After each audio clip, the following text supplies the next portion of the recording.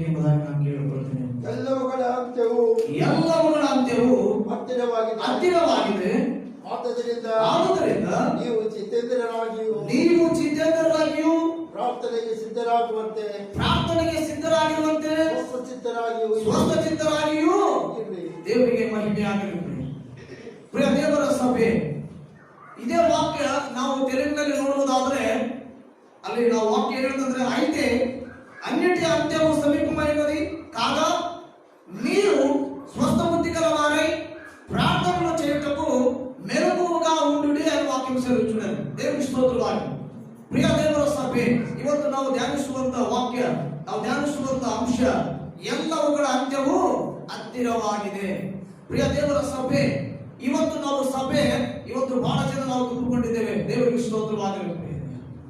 ಇವತ್ತು ಎಲ್ಲವುಗಳ ಅಂತ್ಯವಂತ ನಾವು ನೋಡುವಾಗ ತೆಲುಗಿನಲ್ಲಿ ಅನ್ನಿಟಿ ಅಂತ್ಯವಂತ ವಾಕ್ಯ ಹೇಳ್ತಾ ಇದೆ.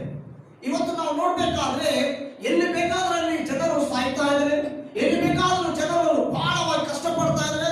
ಅವರ ಪರಿಸ್ಥಿತಿಗಳು ಯಾವ ಸಮಯದಲ್ಲಿ ಒಬ್ಬ ಮನುಷ್ಯನಿಗೆ ಏನು ಎದುರಾಗ್ತದೋ ಗೊತ್ತಿಲ್ಲ. ಆದ್ರೆ ನಾವು ನೋಡ್ತಾ ಇದ್ದೇವೆ ಇವತ್ತಿನ ದಿನಮಾನಗಳಲ್ಲಿ ನಾವು ದೇವರ ವಾಕ್ಯದಲ್ಲಿ ನಾವು ಧ್ಯಾನಿಸುವಾಗ, ಪ್ರಿಯ ದೇವರ ಸಭೆ, ವಾಕ್ಯ ಹೇಳ್ತಾ ಇದೆ ಎಲ್ಲವುಗಳ ಅಂತ್ಯವು ಹತ್ತಿರವಾಗಿದೆ ಎಂಬುದಾಗಿ. ಎಲ್ಲವುಗಳ ಅಂತ್ಯವು ಹತ್ತಿರವಾಗಿದೆ ಅಂತ. ಇವತ್ತು ನಾವು ಒಂದು ವಸ್ತು ನಾವು ತೆಗೆದುಕೊಳ್ಬೇಕಾದ್ರೆ ಆ ವಸ್ತುವಿನ ಮೇಲೆ ನಾವು ಏನ್ ನೋಡ್ತೀವಿ ಅಂತಂದ್ರೆ, ಒಂದು ವಸ್ತುವನ್ನು ನಾವು ತೆಗೆದುಕೊಳ್ಬೇಕಾದ್ರೆ ಅದರ ಎಕ್ಸ್ಪೈರಿ ಡೇಟ್ ನಾವು ನೋಡ್ತೀವಿ. ಹಲ್ಲೆಲೂಯಾ. ಒಂದು ವಸ್ತುವನ್ನ ನಾವು ತೆಗೆದುಕೊಳ್ಬೇಕಾದ್ರೆ ಇದು ಡೇಟ್ ಯಾವಾಗ ಮುಗ್ತದೆ, ಇದು ಒಂದು ವೇಳೆ ಎಕ್ಸ್ಪೈರಿ ಡೇಟ್ ಆಗಿದ್ರೆ ನಾವು ಏನ್ ಮಾಡೋದಿಲ್ಲ, ಅದನ್ನ ತೆಗೆದುಕೊಳ್ಳೋದಿಲ್ಲ. ಬಹಳ ಚೆನ್ನಾಗಿ ಹೇಳ್ತಾರೆ. ದೇವರ ಸ್ತೋತ್ರವಾಗಿ. ಏನ್ ಮಾಡೋದಿಲ್ಲ, ನಾವು ತೆಗೆದುಕೊಳ್ಳುವುದಿಲ್ಲ. ಪ್ರಿಯ ದೇವರ ಸಭೆ, ಪ್ರತಿಯೊಂದು ವಸ್ತು, ಪ್ರತಿಯೊಂದು ನಾವು ನಿಜವಾಗಿ ನೋಡ್ಬೇಕಾದ್ರೆ ದೇವರ ವಾಕ್ಯ ಹೇಳ್ತಾ ಇದೆ ಎಲ್ಲವುಗಳ ಅಂತ್ಯವು, ಅಂದ್ರೆ ಪ್ರಿಯ ದೇವರ ಸಭೆ, ಎಲ್ಲವುಗಳ ಅಂತ್ಯವು ಹತ್ತಿರವಾಗಿದೆ. ಇವತ್ತು ನೋಡ್ಬೇಕಾದ್ರೆ ಮಳೆಯಿಂದ ಎಷ್ಟೋ ಜನ ಸಾಯ್ತಾ ಇದ್ದಾರೆ. ಇನ್ನೂ ಹೆಚ್ಚಾಗಿ ಇವತ್ತು ನಾವೆಲ್ಲರೂ ಕೂಡ ಭಯದ ವಾತಾವರಣದಲ್ಲಿ ಇದ್ದೇವೆ. ಯಾವ ಭಯ ಅಂತಂದ್ರೆ, ಯಾವ ಭಯ ದಯಮಾಡಿ ನೀವು ಮಾತಾಡ್ಬೇಕ್ರಿ. ನೀವು ಮಾತಾಡಿದ್ರೆ ನಮ್ಗೆ ಬಹಳ ಖುಷಿ ಅನಿಸ್ತದೆ. ನಾವೆಲ್ಲರೂ ಕೂಡ ಭಯದಲ್ಲಿದ್ದೇವೆ. ಯಾವ ಭಯದಲ್ಲಿದ್ದೇವೆ? ಕರೋನಾದ ಭಯದಲ್ಲಿದ್ದೇವೆ. ಯಾವಾಗ ಈ ಕರೋನಾ ನನಗೆ ಅಂಟಿಕೊಳ್ಳುತ್ತದೋ, ಯಾವಾಗ ಈ ಕರೋನಾ ನನಗೆ ಬರ್ತದೋ, ಒಂದು ವೇಳೆ ನನಗೆ, ನನ್ನ ಕುಟುಂಬಕ್ಕೆ, ಯಾರಿಗೆ ಯಾವಾಗ ಏನಾಗ್ತದೋ ಅನ್ನುವಂಥ ಭಯದಲ್ಲಿ ಇವತ್ತು ಏನ್ ಮಾಡ್ತಾರೆ ಮನುಷ್ಯ ಜೀವಿಸ್ತಾ ಇದ್ದಾರೆ. ಎಷ್ಟೋ ಜನ ಒಳ್ಳೆಯವರು ಸಾಯ್ತಾ ಇದ್ದಾರೆ, ಎಷ್ಟೋ ಜನ ಬಡವರು ಸಾಯ್ತಾ ಇದ್ದಾರೆ, ಎಷ್ಟೋ ಜನ ಶ್ರೀಮಂತರು ಸಾಯ್ತಾ ಇದ್ದಾರೆ, ಎಷ್ಟೋ ಜನ ಪ್ರಿಯರೇ ಇವತ್ತು ಈ ಲೋಕದ ಯಾತ್ರೆಯನ್ನು ಮುಗಿಸಿ ಹೋಗ್ತಾ ಇದ್ದಾರೆ. ಅಂತ್ಯವು ಹತ್ತಿರವಾಗಿದೆ ಅಂತ ಹೇಳಿ ನಾವು ನೋಡಬೇಕಾಗುತ್ತೆ. ನಿನ್ನ ಚೆನ್ನಾಗಿದ್ರು, ರಾತ್ರಿ ಮಾತನಾಡಿದ್ರು, ಬೆಳಗ್ಗೆ ಏನಾಯ್ತೋ ಗೊತ್ತಿಲ್ಲ. ಯಾವ ಅಂತ್ಯ ಯಾವಾಗ ಹೇಗೆ ಮುಗ್ತದೋ ಗೊತ್ತಿಲ್ಲ. ಅದು ವಾಕ್ಯ ಹೇಳ್ತಾ ಇದೆ ಅಂತ್ಯವು ಹತ್ತಿರವಾಗಿದೆ. ಆದ್ದರಿಂದ ನಾವು ಏನ್ ಮಾಡಬೇಕಂತ ವಾಕ್ಯ ಹೇಳ್ತಾ ಇದ್ರಿ. ವಾಕ್ಯ ಹೇಳ್ತಾ ಇದೆ, ಆದುದರಿಂದ ನೀವು ಜಿತೇಂದ್ರರಾಗಿರು, ಪ್ರಾರ್ಥನೆಗೆ ಸಿದ್ಧವಾಗಿರುವಂತೆ ಸ್ವಸ್ಥ ಚಿತ್ತವುಳ್ಳವರಾಗಿಯೂ ಇರಿ. ಇದಕ್ಕೆ ಅರ್ಥ ಹೇಳ್ರಿ. ಅಂತ್ಯವು ಹತ್ತಿರವಾಗಿದೆ. ಯಾವಾಗ ಏನಾಗ್ತದೋ ಗೊತ್ತಿಲ್ಲ.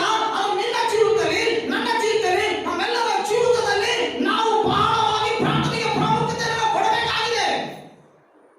ಒಂದು ವೇಳೆ ಭಯ ಇರ್ಬೋದು, ದಿಗಿಲು ಇರ್ಬೋದು, ಇವತ್ತು ನಮ್ಮ ಜೀವಿತದಲ್ಲಿ ಕಳವಳ ಇರ್ಬೋದು, ಇವತ್ತು ಲೋಕದಲ್ಲಿ ನಡೆಯುವಂತ ಎಲ್ಲ ಘಟನೆಗಳನ್ನ ನೋಡಿ ನಾವು ಇವತ್ತು ಏನಾಗ್ತದೆ ಅಂತ ಹೇಳಿ ಯೋಚನೆಯಲ್ಲಿ ಇರ್ಬೋದು. ಆದ್ರೆ ಎಲ್ಲವುಗಳ ಅಂತ್ಯವು ಹತ್ತಿರವಾಗಿದೆ. ನೀವು ಏನ್ ಮಾಡಿ? ಪ್ರಾರ್ಥನೆ ಮಾಡಿ. ತೆಲುಗಿನಲ್ಲಿ ಬಹಳ ಚಂದ ಹೇಳ್ತಾರೆ, మెలకువగా ఉండి మీరు ప్రార్థించండి. ప్రార్థనకి సమయం ఇవ్వండి. ಪ್ರಾರ್ಥನೆಗೆ ಸಮಯ ಕೊಡ್ರಿ. ದೇವರಿಗೆ ಸಮಯ ಕೊಡ್ರಿ. ದೇವರ ಸನ್ನಿಧಾನದಲ್ಲಿ ನೀವು ಬೆಳೆಯಿರಿ. ಯಾಕಂದ್ರೆ ಅಂತ್ಯವು ಹತ್ತಿರವಾಗಿದೆ. ನಿಮಗೆ ಗೊತ್ತಿಲ್ಲ, ನನಗೆ ಗೊತ್ತಿಲ್ಲ, ನಮ್ಮೆಲ್ಲರಿಗೆ ಯಾರು ಕೂಡ ಗೊತ್ತಿಲ್ಲ. ಕರೋನಾ ವೈರಸ್ ಬರ್ತದೆ ಯಾರು ಕೂಡ ಗೊತ್ತಿಲ್ಲ.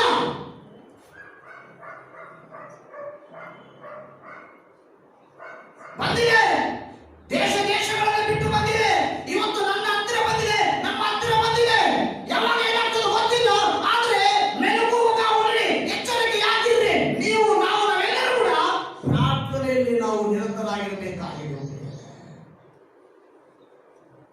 ದೇವರ ಸಭೆ, ಇವತ್ತು ನಮ್ಮ ಜೀವಿತದಲ್ಲಿ, ನಮ್ಮೆಲ್ಲರ ಜೀವಿತದಲ್ಲಿ ಈ ಒಂದು ಅಂಶದ ಮೇಲೆ ನಾವು ವಾಕ್ಯವನ್ನು ಧ್ಯಾನ ಮಾಡುವಾಗ ಪ್ರಿಯರೇ, ಪ್ರಾರ್ಥನೆ ಮಾಡಿ ತಮ್ಮ ಜೀವಿತಗಳನ್ನು ಉಳಿಸಿಕೊಳ್ಳುವವರು ಯಾರು ಇದ್ದಾರೆ ಅಂತೇಳಿ ನಾವು ಯೋಚನೆ ಮಾಡುವಾಗ ದೇವರ ವಾಕ್ಯದಲ್ಲಿ ಪ್ರಿಯರೇ, ಇನ್ನೇನು ಸಾವಿಗೆ ಹತ್ತಿರವಾಗಿ ಎಷ್ಟೋ ಭಕ್ತರು ಪ್ರಿಯರೇ ತಮ್ಮ ಜೀವಿತಗಳಲ್ಲಿ ಅವರು ಆ ಅಂತ್ಯವನ್ನ ತಪ್ಪಿಸಿಕೊಂಡು ಮತ್ತೆ ಮುಂದೆ ಬದುಕುವುದಕ್ಕಾಗಿ ದಾರಿಯನ್ನ ಮಾಡಿಕೊಂಡಿದ್ದಾರೆ. ಅವರಲ್ಲಿ ನಾವು ಕೆಲವರನ್ನ ನಾವು ದೇವರ ವಾಕ್ಯದಲ್ಲಿ ಧ್ಯಾನ ಮಾಡುವುದಾದ್ರೆ, ವಿಶೇಷವಾಗಿ ಪ್ರಿಯರೇ, ನಾವು ಆದಿಕಾಂಡ 32ನೇ ಅಧ್ಯಾಯದಲ್ಲಿ ನಾವು ನೋಡ್ಬೇಕಾದ್ರೆ ಅಲ್ಲಿ ವಾಕ್ಯ ಏನ್ ಹೇಳ್ತದಂತಂದ್ರೆ ನೋಡಿ, ಆದಿಕಾಂಡ 32ನೇ ಅಧ್ಯಾಯ 9ನೇ ವರ್ಷದಲ್ಲಿ ನಾವು ನೋಡ್ಬೇಕಾದ್ರೆ ಅಲ್ಲಿ ನೋಡ್ರಿ ಒಬ್ಬ ವ್ಯಕ್ತಿ ನಾವು ನೋಡ್ತೇವೆ, ನಮ್ಮೆಲ್ಲರೂ ಕೂಡ ಚಿರಪರಿಚಿತವಾದಂತ ವ್ಯಕ್ತಿ. ಇದಲ್ಲದೆ ಅವನು ದೇವರನ್ನು ಪ್ರಾರ್ಥಿಸಿ ಯೆಹೋವನೇ, ನನ್ನ ತಾತಂದಿರಾದ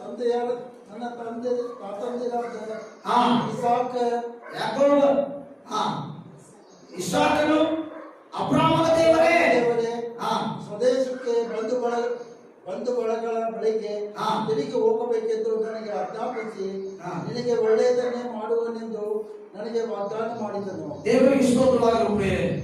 ಇಲ್ಲಿ ಒಬ್ಬರು ಏನ್ ಕೇಳ್ಕೊಳ್ಳೋದಂದ್ರೆ ಪ್ರಾರ್ಥನೆ ಮಾಡ್ತಾ ಇದ್ದಾರೆ. ಈ ಪ್ರಾರ್ಥನೆ ಮಾಡುವಂತ ವ್ಯಕ್ತಿ ನಮ್ಮೆಲ್ಲರೂ ಕೂಡ ಚಿರಪರಿಚಿತವಾದ ವ್ಯಕ್ತಿ. ಈ ವ್ಯಕ್ತಿ ಯಾರೆಂಬುದಾಗಿ ನಾವು ನೋಡುವಾಗ ಯಾಕೋಬನ ಅಂತ ನಾವು ನೋಡ್ತಾ ಇದ್ದೇವೆ. ಯಾಕೋಬನು ದೇವರಿಗೆ ಪ್ರಾರ್ಥನೆ ಮಾಡ್ತಾ ಇದ್ದಾನೆ. ಯಾಕೆ ಮಾಡ್ಬೇಕಿತ್ತು ಅಂತಂದ್ರೆ, ನೀನು ನಿನ್ನ ಸ್ವದೇಶಕ್ಕೆ ತಿರುಗಿ ನೀನು ಹೋಗ್ಬೇಕಂತೇಳಿ ದೇವರು ಹೇಳಿದಾಗ ತನ್ನ ಕುಟುಂಬವನ್ನ ಕರೆದುಕೊಂಡು ಈಗ ಹೋಗುವಂತ ಸಮಯದಲ್ಲಿ ತನ್ನ ಅಣ್ಣನಾದ ಏಸಾವನು ಏನ್ ಮಾಡ್ತಾ ಇದ್ದಾನೆ ಅಂತಂದ್ರೆ ಅಲ್ಲಿ ಸಾಯಿಸಲಿಕ್ಕೆ ಬರ್ತಾ ಇದೆ. ಹೇಗೆ ಬರ್ತಾ ಇದೆ ಅಂತ ನೋಡುವಾಗ 6ನೇ ವಚನದಲ್ಲಿ ಏನಂತಂದ್ರೆ, ತರುವಾಯ ಆ ದೂತರು ಯಾಕೋಬನ ಬಳಿಗೆ ತಿರುಗಿ ಬಂದು, ನಾವು ನಿನ್ನ ಅಣ್ಣನಾದ ಏಸಾವನ ಹತ್ತಿರಕ್ಕೆ ಹೋಗಿ ಬಂದಿದ್ದೇವೆ, ಅವನು 400 ಜನರ ಸಮೇತ ನಿನ್ನನ್ನು ಎದುರುಗೊಳ್ಳುವುದಕ್ಕೆ ಬರುತ್ತಾನೆಂದು ಹೇಳಿದಾಗ ಯಾಕೋಬನು ಭಯವು ಕಳವಳ ಉಂಟಾದಿರುವುದನ್ನು ನೋಡ್ತಾ ಇದ್ದೇವೆ. ಯಾಕೋಬನಿಗೆ ಏನಾಯ್ತ್ರಿ? ಭಯ, ಕಳವಳ. ಯಾಕ್ರಿ? ಯಾಕೆ ಭಯ? 400 ಜನರನ್ನ ಕರೆದುಕೊಂಡು ಏಸಾವನು ಬರ್ತಾ ಇದ್ದಾನೆ. ಯಾಕೆ ಬೇಕಾಗಿತ್ತು? ತನ್ನ ಚೊಚ್ಚಲತನದ ಅಕ್ಕನ್ನ ಈತ ತೆಗೆದುಕೊಂಡಿದ್ದಾನೆ ಅಂತ ಹೇಳಿ ಈಗ ಆತನ ಸಾಯಿಸಲಿಕ್ಕೆ ಬರ್ತಾ ಇದ್ದಾನೆ. ಕೋಪವಿದೆ, ಸೇಡು ತೀರಿಸಿಕೊಳ್ಬೇಕೆಂಬುದಾಗಿದ್ದಾನೆ. ಈ ಪರ್ವತ ಸಮಯದಲ್ಲಿ ಈ ಯಾಕೋಬನಿಗೆ ಏನಾಯ್ತು? ಭಯ ಆಯ್ತು, ಕಳವಳ ಆಯ್ತು. ಏನ್ ಮಾಡ್ಬೇಕು? ಯಾರತ್ರ ಹೋಗ್ಬೇಕಾ? ಯಾರನ್ನ ಕರೆದುಕೊಂಡು ಬರ್ಬೇಕಾ? ಅದು 400 ಜನರು ಕರೆದುಕೊಂಡು ಬಂದ್ರೆ ನಾನು 800 ಜನರನ್ನ ಕರೆದುಕೊಂಡು ಹೋಗ್ಬೇಕು ಅಂದ್ಕೊಂಡ. ಇಲ್ಲ ಪ್ರಿಯರೇ, ನನ್ನನ್ನ ಹೇಳಿ ನಾನು ಸಾಯಿಸ್ತಾನೇನು, ನನ್ನನ್ನ ಹೇಳಿ ನನ್ನ ಕುಟುಂಬವನ್ನ ಹಾಳು ಮಾಡ್ತಾನೇನು, ನಾಶ ಮಾಡ್ತಾನೇನು ಅಂತ ಹೇಳಿ ಹೆದರಿ ಕಳವಳದಿಂದ ಆತನೇನ್ ಮಾಡ್ತಾನೆ? ಭಯದಿಂದ 9ನೇ ವಚನದಲ್ಲಿ ದೇವರಿಗೆ ಪ್ರಾರ್ಥನೆ ಮಾಡ್ತಾ ಇದ್ದಾನೆ. ತನ್ನ ಬಲ ಎಷ್ಟಾದ್ರೆ ನನ್ನ ಬಲ ಏನು ನಾವು ತೋರಿಸ್ಲಿಕ್ಕೆ ಅಂದ್ರಿಲ್ಲ ಪ್ರಿಯರೇ. ಏನ್ ಮಾಡಿದ್ರು ಪ್ರಿಯರೇ? ಪ್ರಾರ್ಥನೆ ಮಾಡಿದ್ರು. ನೋಡಿ, ಪ್ರಾರ್ಥನೆ ಮಾಡಿದ 11ನೇ ವಚನದಲ್ಲಿ ಏನ್ ಹೇಳ್ತದೆ ಅಂತಂದ್ರೆ, ನನ್ನ ಅಣ್ಣನಾದ ಏಸಾವನು ಬಂದು ನನ್ನನ್ನು, ನನ್ನ ಮಕ್ಕಳನ್ನು, ಅವರ ತಾಯಿಯನ್ನು ಕೊಲ್ಲುವನೇ ಏನೋ ಎಂದು ನನಗೆ ಭಯವಿದೆ. ಅವನ ಕೈಗೆ ಸಿಕ್ಕದಂತೆ ನಮ್ಮನ್ನು ಕಾಪಾಡಬೇಕೆಂದು ನಿನ್ನ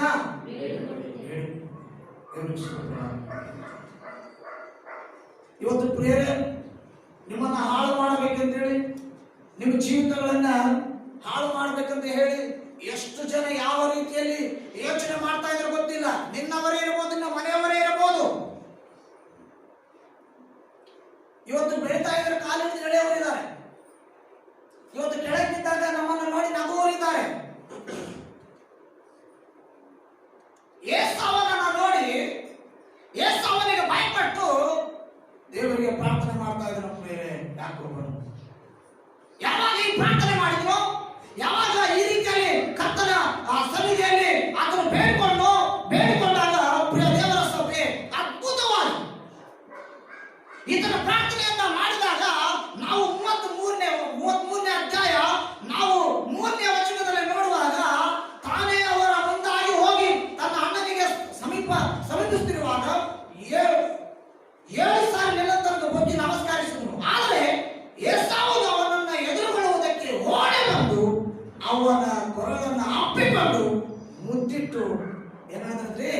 ವಾಕ್ಯ ಹೇಳ್ತಾ ಇದೆ, ಅವರಿಬ್ಬರು ಕೂಡ ಕಣ್ಣೀರು ಸುರಿಸಿದರು. ದೇವರಿಗೆ ಮಹಿಮೆ ಆಗಲಿ. ಹಲ್ಲೆಲೂಯಾ. ಪ್ರಾರ್ಥನೆ ಅಲ್ಲಿ ಪ್ರೀತಿಯಾಗಿ ಮಾರ್ಪಡಿಸುತ್ತದೆ. ದ್ವೇಷದಿಂದ ಬರ್ತಾ ಇದ್ದ, ಸಾಯಿಸಬೇಕಂತ ಬರ್ತಾ ಇದ್ದ ಯಾಕೋಬನು ಮಾಡಿದ ಪ್ರಾರ್ಥನೆ ಅವನ ಅಣ್ಣನನ್ನು ಸಮಾಧಾನ ಪಡಿಸಿತು. ದ್ವೇಷವನ್ನ ಪ್ರೀತಿಯನ್ನಾಗಿ ಮಾರ್ಪಡಿಸಿಬಿಡ್ತಾನೆ ದೇವರು. ಇವತ್ತು ಪ್ರಿಯ ದೇವರ ಸಭೆ ಒಂದು ವಾಕ್ಯ ಹೇಳ್ತಾ ಇದೆ, ನಿನ್ನ ಶತ್ರುಗಳನ್ನು ಯಾವತ್ತಿಗೂ ನಿನ್ನ ಜೀವನ ಪರ್ಯಂತವನ್ನು ದ್ವೇಷಿಸಿಕೊಂಡೇ ಇರಲಿ. ಅವ್ರು ಒಳ್ಳೇದು ಮಾಡಬೇಡ, ಅವ್ರಿಗೆ ಯಾರು ಕೆಟ್ಟದೇ ಮಾಡು, ಅವ್ರು ಬೈತಾ ಇರು, ಅವ್ರಿಗೋಸ್ಕರ ಅವ್ರ ಹಾಳು ಮಾಡೋಕ್ಕಿಂತ ಒಳಸಂಚು ಮಾಡು ಅಂತ ಹೀಗೆ ಹೇಳ್ತದೇನ್ರಿ? ಏನ್ ಹೇಳ್ತದ್ರಿ? ಮತ್ತೆ ನಿನ್ನ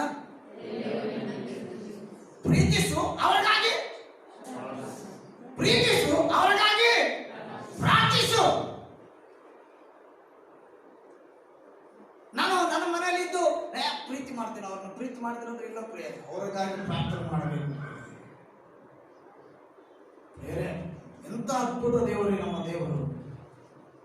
ಸೈನ್ಯ ಕರೆದುಕೊಂಡು ಬರಲಿಲ್ಲ, ತನ್ನ ಬಲ ತೋರಿಸ್ಬೇಕಂತ ಆಲೋಚನೆ ಮಾಡಲಿಲ್ಲ, ಪ್ರಾರ್ಥನೆ ಮಾಡಿದ. ಇನ್ನೇನು ಅವರನ್ನ ಬಂದು ಎಲ್ಲಿ ನನಗೆ ಸಾಯಿಸ್ತಾನಂತೆ ಭಯದಲ್ಲಿರುವಂತ ಯಾಕೋಬನು ಯಾವಾಗ ಪ್ರಾರ್ಥನೆ ಮಾಡಿದ್ರು ತನ್ನ ಜೀವಿತದಲ್ಲಿ ಪ್ರಿಯರೇ ಅಲ್ಲಿ ಸಾವಿನಿಂದ ಪಾರಾದ ಅಣ್ಣ ಅವರಿಬ್ಬರು ಕೂಡ ಪ್ರೀತಿ. ಇವತ್ತು ಮುದ್ದು ಪ್ರೀತಿಗೆ ನಾವು ನೋಡ್ತಾ ಇದ್ದೇವೆ. ಅವರಿಬ್ಬರು ಕೂಡ ಪ್ರೀತಿಯಿಂದ ಅಪ್ಪಿಕೊಂಡರು, ಮತ್ತೆ ಅವರು ಕಣ್ಣೀರು ಸುರಿಸಿದರು.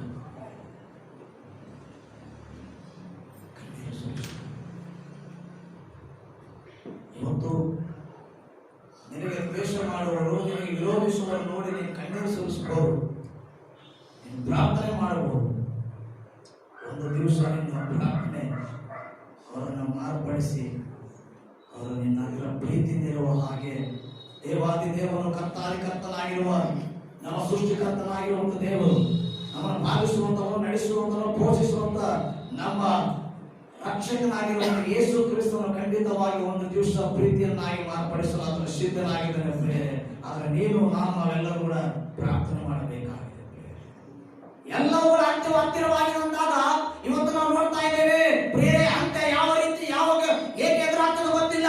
ನಿನ್ನ ಮನೆಯವರ ಮೂಲಕನೇ ಬರ್ಬೋದು, ನಿನ್ನ ಬಂಧುಗಳ ಮೂಲಕನೇ ಬರ್ಬೋದು, ಆದ್ರೆ ನೀನು ಏನ್ ಮಾಡ್ಬೇಕಾಗಿದೆ? ಪ್ರಾರ್ಥನೆ ಮಾಡಬೇಕಾಗಿದೆ. ಎಷ್ಟು ಜನ ಸಾಯ್ತಾ ಇದ್ದಾರೆ ಆಸ್ತಿಗೋಸ್ಕರ, ಒಬ್ಬರಿಗೊಬ್ಬರು ಸಾಯ್ತಾ ಇಲ್ಲವ? ಎಷ್ಟು ಜನ ಅವರಾಗಿರುವಂತ ಪ್ರೀತಿ ಇವಾಗ ಬಂಧುಗಳಲ್ಲಿ, ಮಿತ್ರರಲ್ಲಿ ಇದೆ. ಅವತ್ತು ಆಗಿರುವಂತ ಪ್ರೀತಿ ಇವತ್ತು ಎಲ್ಲರೂ ಕೂಡ ಕಲ್ತಿದ್ದವ್ರು ಕೆಲವರು ಮಾತ್ರ ಇದ್ದಾರೆ. ಒಂದೇ ಕುಟುಂಬದಲ್ಲಿ ಎಲ್ಲರೂ ಕಲ್ತಿರುವುದು ಕೆಲವರು ಮಾತ್ರ ಇದ್ದಾರೆ. ಎಲ್ಲರೂ ಕೂಡ ನಂದೇ, ನನ್ನ ಕುಟುಂಬ ನನ್ನದೇ ಅಂತ ಹೇಳಿ. ಇವತ್ತು ಪ್ರಿಯ ದೇವರ ಸಭೆ ಪ್ರಾರ್ಥನೆ ಮಾಡಬೇಕಾಗಿದೆ. ನಾವು ಯೋಚನೆ ಮಾಡ್ತಾ ಇದ್ದೇವೆ, ಅವರು ಮಾತ್ರ ಮಾಡಿದ್ರೆ, ಅವ್ರು ಹೀಗೆ ಮಾಡಿದ್ರೆ, ಅವ್ರು ಹೀಗೆ ಮಾಡಿದ್ರೆ, ಅವ್ರು ಹೀಗೆ ಮಾಡಿದ್ರೆ ಅಂತ ಹೇಳಿ ಯೋಚನೆ ಮಾಡುವುದಕ್ಕಿಂತ ಪ್ರಾರ್ಥನೆ ಮಾಡಬೇಕಾಗಿದೆ. ಮೊದಲೇನು ಅಂತ್ಯವು ಹತ್ತಿರವಾಗಿದೆ ಅಂದಾಗ ಭಕ್ತರಲ್ಲಿ ನಾವು ಕೆಲವರು ಇದ್ದಾರೆ ಅಂತೇಳಿ ನಾವು ನೋಡುವಾಗ, ಈಗ ಯಾಕೋಬನ ಪ್ರಾರ್ಥನೆ ಮಾಡಿದ್ವಿ, ಆತ ಸಾವನ್ನ ಏನಾದಂದ್ರೆ ದ್ವೇಷವನ್ನ ಪ್ರೀತಿಯನ್ನಾಗಿ ಮಾರ್ಪಡಿಸಿ ಮತ್ತೆ ಆತನ ಪ್ರಯಾಣ ಏನಾಯ್ತು ಮುಂದೆ ಸಾಗಿತು.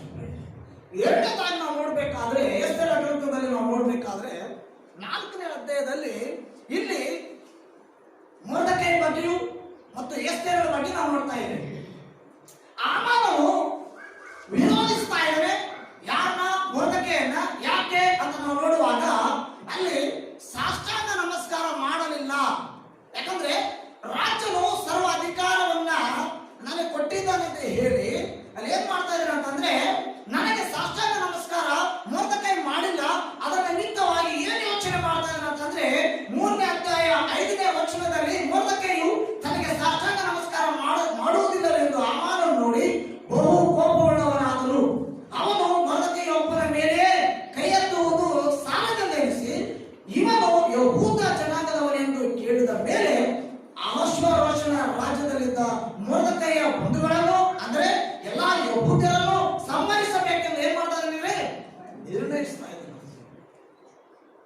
ನಿರ್ಣಯಿಸ್ತಾ ಇದ್ದಾನೆ. ನಿರ್ಣಯಿಸಿದ ಮೇಲೆ ರಾಜನ ಹತ್ರ ಹೋದ.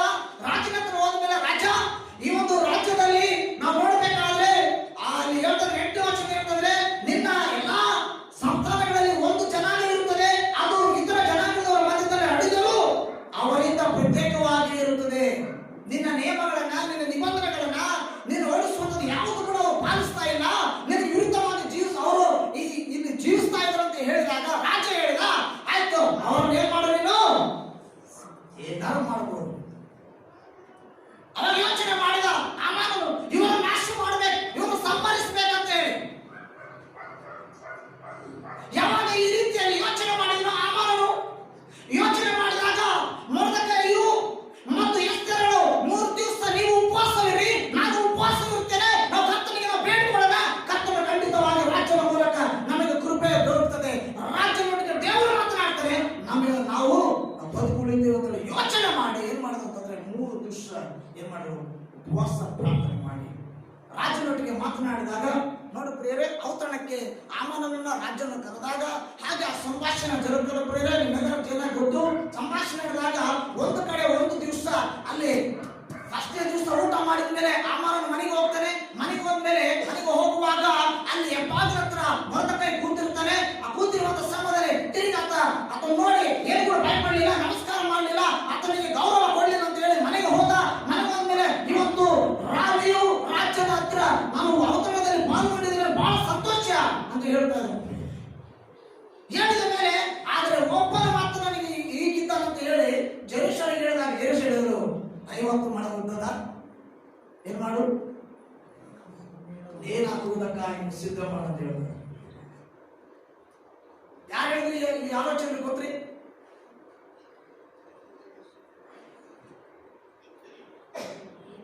ಯಾರು ಹೇಳಿದ್ರು ಗೊತ್ತ್ರಿ ಈ ಆಲೋಚನೆ? ಯಾರು ಗೊತ್ತ್ರಿ? ಆಮಾನನ ಹೆಂಡತಿ.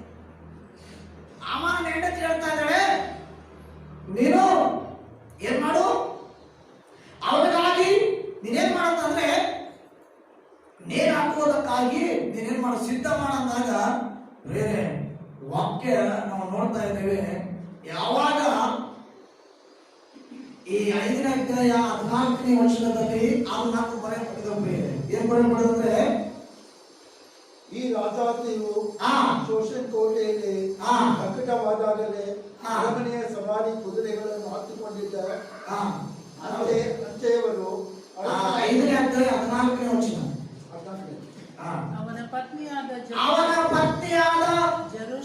ಜೆರುಸಳು ಅವನ ಎಲ್ಲಾ ಆಪ್ತರು 50 ಮೊಳ ಎತ್ತರವಾದ ಒಂದು ಗಲ್ಲು ಮರವನ್ನು ಸಿದ್ಧ ಮಾಡಿಸಿ ನಾಳೆ ಅರಸನ ಅಪ್ಪಣೆಯನ್ನು ಪಡೆದುಕೊಂಡು ಮೊರ್ದೆಕೈಯನ್ನು ಅದಕ್ಕೆ ನೇತು ಹಾಕಿಸಬೇಕು. ಆಮೇಲೆ ನೀನು ಸಂತೋಷದಿಂದ ಅರಸನ ಜೊತೆಯಲ್ಲಿ ಔತಣಕ್ಕೆ ಹೋಗಬಹುದು ಎಂದು ಹೇಳಿದರು. ಹಾಮಾನನು ಈ ಮಾತಿಗೆ ಮೆಚ್ಚಿ ಗಲ್ಲು ಮರವನ್ನು ಸಿದ್ಧ ಮಾಡಿಸಿದನು. ಯಾರು ಹೇಳಿದ್ರು ಈ ಮಾತಿಗ?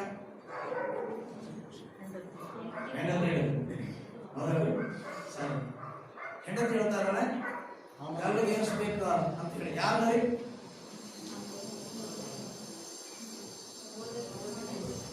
ಯಾರು ದಯಮಾಡಿ ಎಲ್ಲರೂ ಮಾತಾಡಬೇಕು, ನೀವು ಮಾತಾಡಬೇಕು. ಕಲ್ಲಿಗೆ ಏರಿಸಬೇಕು ಅಂತ ಹೇಳಿ ಜೆರುಸಲೇಮು ತನ್ನ ಬಂಧುಗಳು ಆಪ್ತರು ಯೋಚನೆ ಮಾಡಿದ್ರು. ಯಾರನ್ನ ಕಲ್ಲಿಗೆ ಏರಿಸಬೇಕು? ದೇವ್ರ ಸ್ತೋತ್ರ, ಹಲ್ಲೆಲೂಯಾ. ನೀವು ಬಹಳ ಚೆನ್ನಾಗಿ ಮಾತಾಡ್ತಾ ಇದ್ದೀರಿ.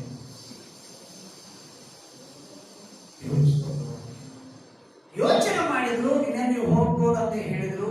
ಸಂತೋಷದಿಂದ ಬರ್ತಾ ಇದ್ಮೇಲೆ ಇಲ್ಲಿ 7ನೇ ಅಧ್ಯಾಯ ಇದು 7ನೇ ಅಧ್ಯಾಯದ ಮೇಲೆ 7ನೇ ಅಧ್ಯಾಯ 3ನೇ ವರ್ಷದಲ್ಲಿ ಅಲ್ಲಿ ಎಸ್ತೇರ್ ರಾಣಿಯು ಅರಸನು ನನ್ನ ಮೇಲೆ ಕಟಾಕ್ಷವನ್ನು ಸಂಬಂಧಿಸುವುದಾದರೆ ನನ್ನ ವಿಜ್ಞಾಪನೆಯನ್ನ ಪ್ರಾರ್ಥನೆಯನ್ನು ಆಲಿಸಿ ನನ್ನ ಜೀವವನ್ನ ಜನಾಂಗವನ್ನ ಉಳಿಸಿಕೊಳ್ಳಬೇಕಂತ ಹೇಳಿ ಕೇಳಿಕೊಂಡಾಗ ಏನಾಯ್ತು ಅಂತ ಕೇಳಿದಾಗ ಅವಾಗ ಹೇಳ್ತದೆ, ಆ ವಾಕ್ಯ ಏನ್ ಹೇಳ್ತದೆ ಅಂತ ನೋಡಿ, ಜನರು ನಮ್ಮನ್ನ ಕೊಂದು ಸಂಭರಿಸಿ ನಿರ್ನಾಮಗೊಳಿಸುವ ಹಾಗೆ ನಾವು ಮಾರಲ್ಪಟ್ಟೆವು, ದಾಸಿಯರಾಗುವುದಕ್ಕೆ ಮಾರಲ್ಪಟ್ಟಿದ್ದರೆ ಈ ಕಷ್ಟದ ವಿಷಯದಲ್ಲಿ ರಾಜ್ಯವನ್ನು ತೊಂದರೆ ಪಡಿಸುವುದು ಯೋಗ್ಯವಲ್ಲ ಎಂದು ಸುಮ್ಮನೆ ಇರ್ತಿದ್ದೇನೆ ಎಂದು ಉತ್ತರ ಕೊಟ್ಟರು.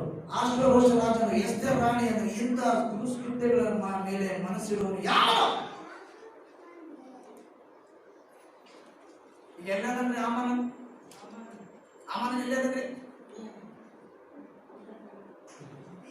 ರಾಜ ರಾಣಿ ಅಮನ ಮೂವರಿದ್ದಾರೆ. ರಾಜ ಇದ್ದಾನ, ಎಷ್ಟು ರಾಣಿ ಇದ್ದಾಳ, ಅಮನ ಇದ್ದಾನೆ. ಈ ದುಷ್ಕೃತ್ಯ ಮಾಡಿದವನು ಯಾರು, ಈ ಕಟ್ಟ ಆಲೋಚನೆ ಮಾಡಿದವನು ಯಾರು ಅಂದಾಗ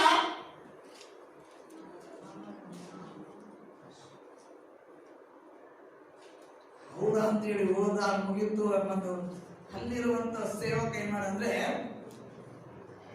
ನಿನಗೆ ಒಂದು ಸಾರಿ ನಿನಗೆ ಅಪಾಯವಿದೆ ಅಂದಾಗ ಇಬ್ಬರಿಂದ ನೀನು ತಪ್ಪಿಸಿದನಲ್ಲ ರಾಜನೇ, ಆ ತಪ್ಪಿಸಿದ್ದು ಮೊರ್ದಕೈ ಅಂತ ಹೇಳಿ ಅಂದಾಗ ಆ ರಾತ್ರಿ ದೇವರು ಅದ್ಭುತವಾಗಿ ಕಾರ್ಯ ಮಾಡಿದ್ದ. ನಿತ್ಯ ಬರದ ಹಾಗೆ ದೇವರು ರಾಜನ ಮಾಡಿದ್ದ. ಆ ಇಬ್ಬರಿಗೆ ತಪ್ಪಿಸುವುದಂತ ಆ ರಾಜರ ಗ್ರಂಥದಲ್ಲಿ ಪರಿಶೀಲನೆ ಅದನ್ನು ಓದಿದ. ಆತನಿಗೋಸ್ಕರನೇ ಇದೇನು ಮಾಡಿದನ, ಮನೆಯ ಮುಂದ 50 ಮೊಳ ಉದ್ದದ ಕಲ್ಲನ್ನ ಸಿದ್ಧಪಡಿಸಿದ. ಸರಿ, ಈಗ ಆ ಕಲ್ಲಿಗೆ ಈತನನ್ನೇ ಹಾಕ್ರಿ. ಯಾರನ್ನ? ಆವಾನನ್ನ. 7ನೇ ವಚನದಲ್ಲಿ ಹೇಳ್ತಂದ್ರೆ, ಆವಾನ ಮೊರ್ದಕೈಗೋಸ್ಕರ ಸಿದ್ಧ ಮಾಡಿದ ಕಲ್ಲಿಗೆ ಹಾಕಿದರು. ಅರಸನ ಕೋಪವು 3 ದಿವಸ ಉಪವಾಸ ಪ್ರಾರ್ಥನೆ ತನ್ನ ಜನರನ್ನ ತಮ್ಮನ್ನ ರಕ್ಷಿಸಿದ್ದು ಪ್ರಿಯರೇ. ಪ್ರಾರ್ಥನೆ ನಾಶದಿಂದ ತಪ್ಪಿಸುವಂತದಾಗಿದೆ, ಪ್ರಾರ್ಥನೆ ಅಪಾಯದಿಂದ ತಪ್ಪಿಸುವಂತದಾಗಿದೆ. ಪ್ರಾರ್ಥನೆ ಇವತ್ತು ನಿನ್ನನ್ನ ಅದ್ಭುತವಾಗಿ ಆತನು ಆಶೀರ್ವಾದ ಮಾಡಲಿಕ್ಕೆ ಸಿದ್ಧವಾಗಿದೆ. ಯಾಕೋಬನು ಪ್ರಾರ್ಥನೆ ಮಾಡಿದ, ಅಂತ್ಯ ಹತ್ತಿರವಾಗಿದೆ ಅಂತ ಹೇಳಿ ತಮ್ಮ ಅಣ್ಣನ ಪ್ರೀತಿಯನ್ನಾಗಿ ಮಾರ್ಪಡಿಸಿದರು. ಎಸ್ತೇರಳು ಮೊರ್ದಕೈ ಪ್ರಾರ್ಥನೆ ಮಾಡಿದಾಗ ತನ್ನ ಜನರೆಲ್ಲರಿಗೆ ನಾಶದಿಂದ ತಪ್ಪಿಸಲ್ಪಟ್ಟರು. ಇವತ್ತು ನೀನು ನಾನು ಕೂಡ ಪ್ರಾರ್ಥನೆ ಮಾಡಬೇಕಾಗಿದೆ. ಎಲ್ಲ ಜನರಿಗೋಸ್ಕರ ಪ್ರಾರ್ಥನೆ ಮಾಡಬೇಕಾಗಿದೆ. ಅಂತ್ಯ ಹತ್ತಿರವಾಗಿದೆ. ಅದಕ್ಕಾಗಿ ಏನ್ ಮಾಡಿ, ನೀವು ವಾಕ್ಯ ಹೇಳ್ತಾ ಇದೆ, ನೀವು ಸ್ವಸ್ಥ ಬುದ್ಧಿ ಸ್ವಸ್ಥ ಚಿತ್ತವುಳ್ಳವರಾಗಿರ್ರಿ, ಪ್ರಾರ್ಥನೆಗೆ ಸಿದ್ಧವಾಗಿರ್ರಿ, ನೀವು ಎಚ್ಚರಿಕೆ ಆಗಿರ್ರಿ. ಅವ್ರು ಗೊತ್ತಾಗಿ ಯೋಗದ ಚೆನ್ನಾಗಿ ಗೊತ್ತಾಗಲಿಲ್ಲ. ರಾಮನು ಹಾಗೆ ಯೋಚನೆ ಮಾಡಿದಾಗ ದೇವರು ಅದ್ಭುತವಾಗಿ ಅವರನ್ನು ತಪ್ಪಿಸಿದರು. ಯಾಕೋಬನು ಪ್ರಾರ್ಥನೆ ಮಾಡಿದ, ಎಸ್ತೇರಳು ಮೊರ್ದಕೈ ಪ್ರಾರ್ಥನೆ ಮಾಡಿದ್ರು. 3ನೇದಾಗಿ ನಾವು ದೇವರ ವಾಕ್ಯವನ್ನು ನೋಡ್ಬೇಕಾದ್ರೆ ಬೇರೆ 38ನೇ ಅಧ್ಯಾಯ ಯೆಶಾಯ 38 4ನೇ ವಚನ ಯಾರಾದರೂ ಓದಿದ್ರೆ, ಯೆಶಾಯ 38 4ನೇ ವಚನ.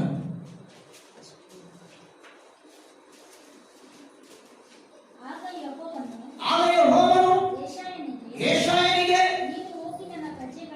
ನೀನು ಹೋಗಿ ನನ್ನ ಪ್ರಜೆಗಳ ಹಿಜ್ಕೀಯನಿಗೆ ನಾನು ನಿನ್ನ ಪ್ರಾರ್ಥನೆಯನ್ನು ಕೇಳಿದ.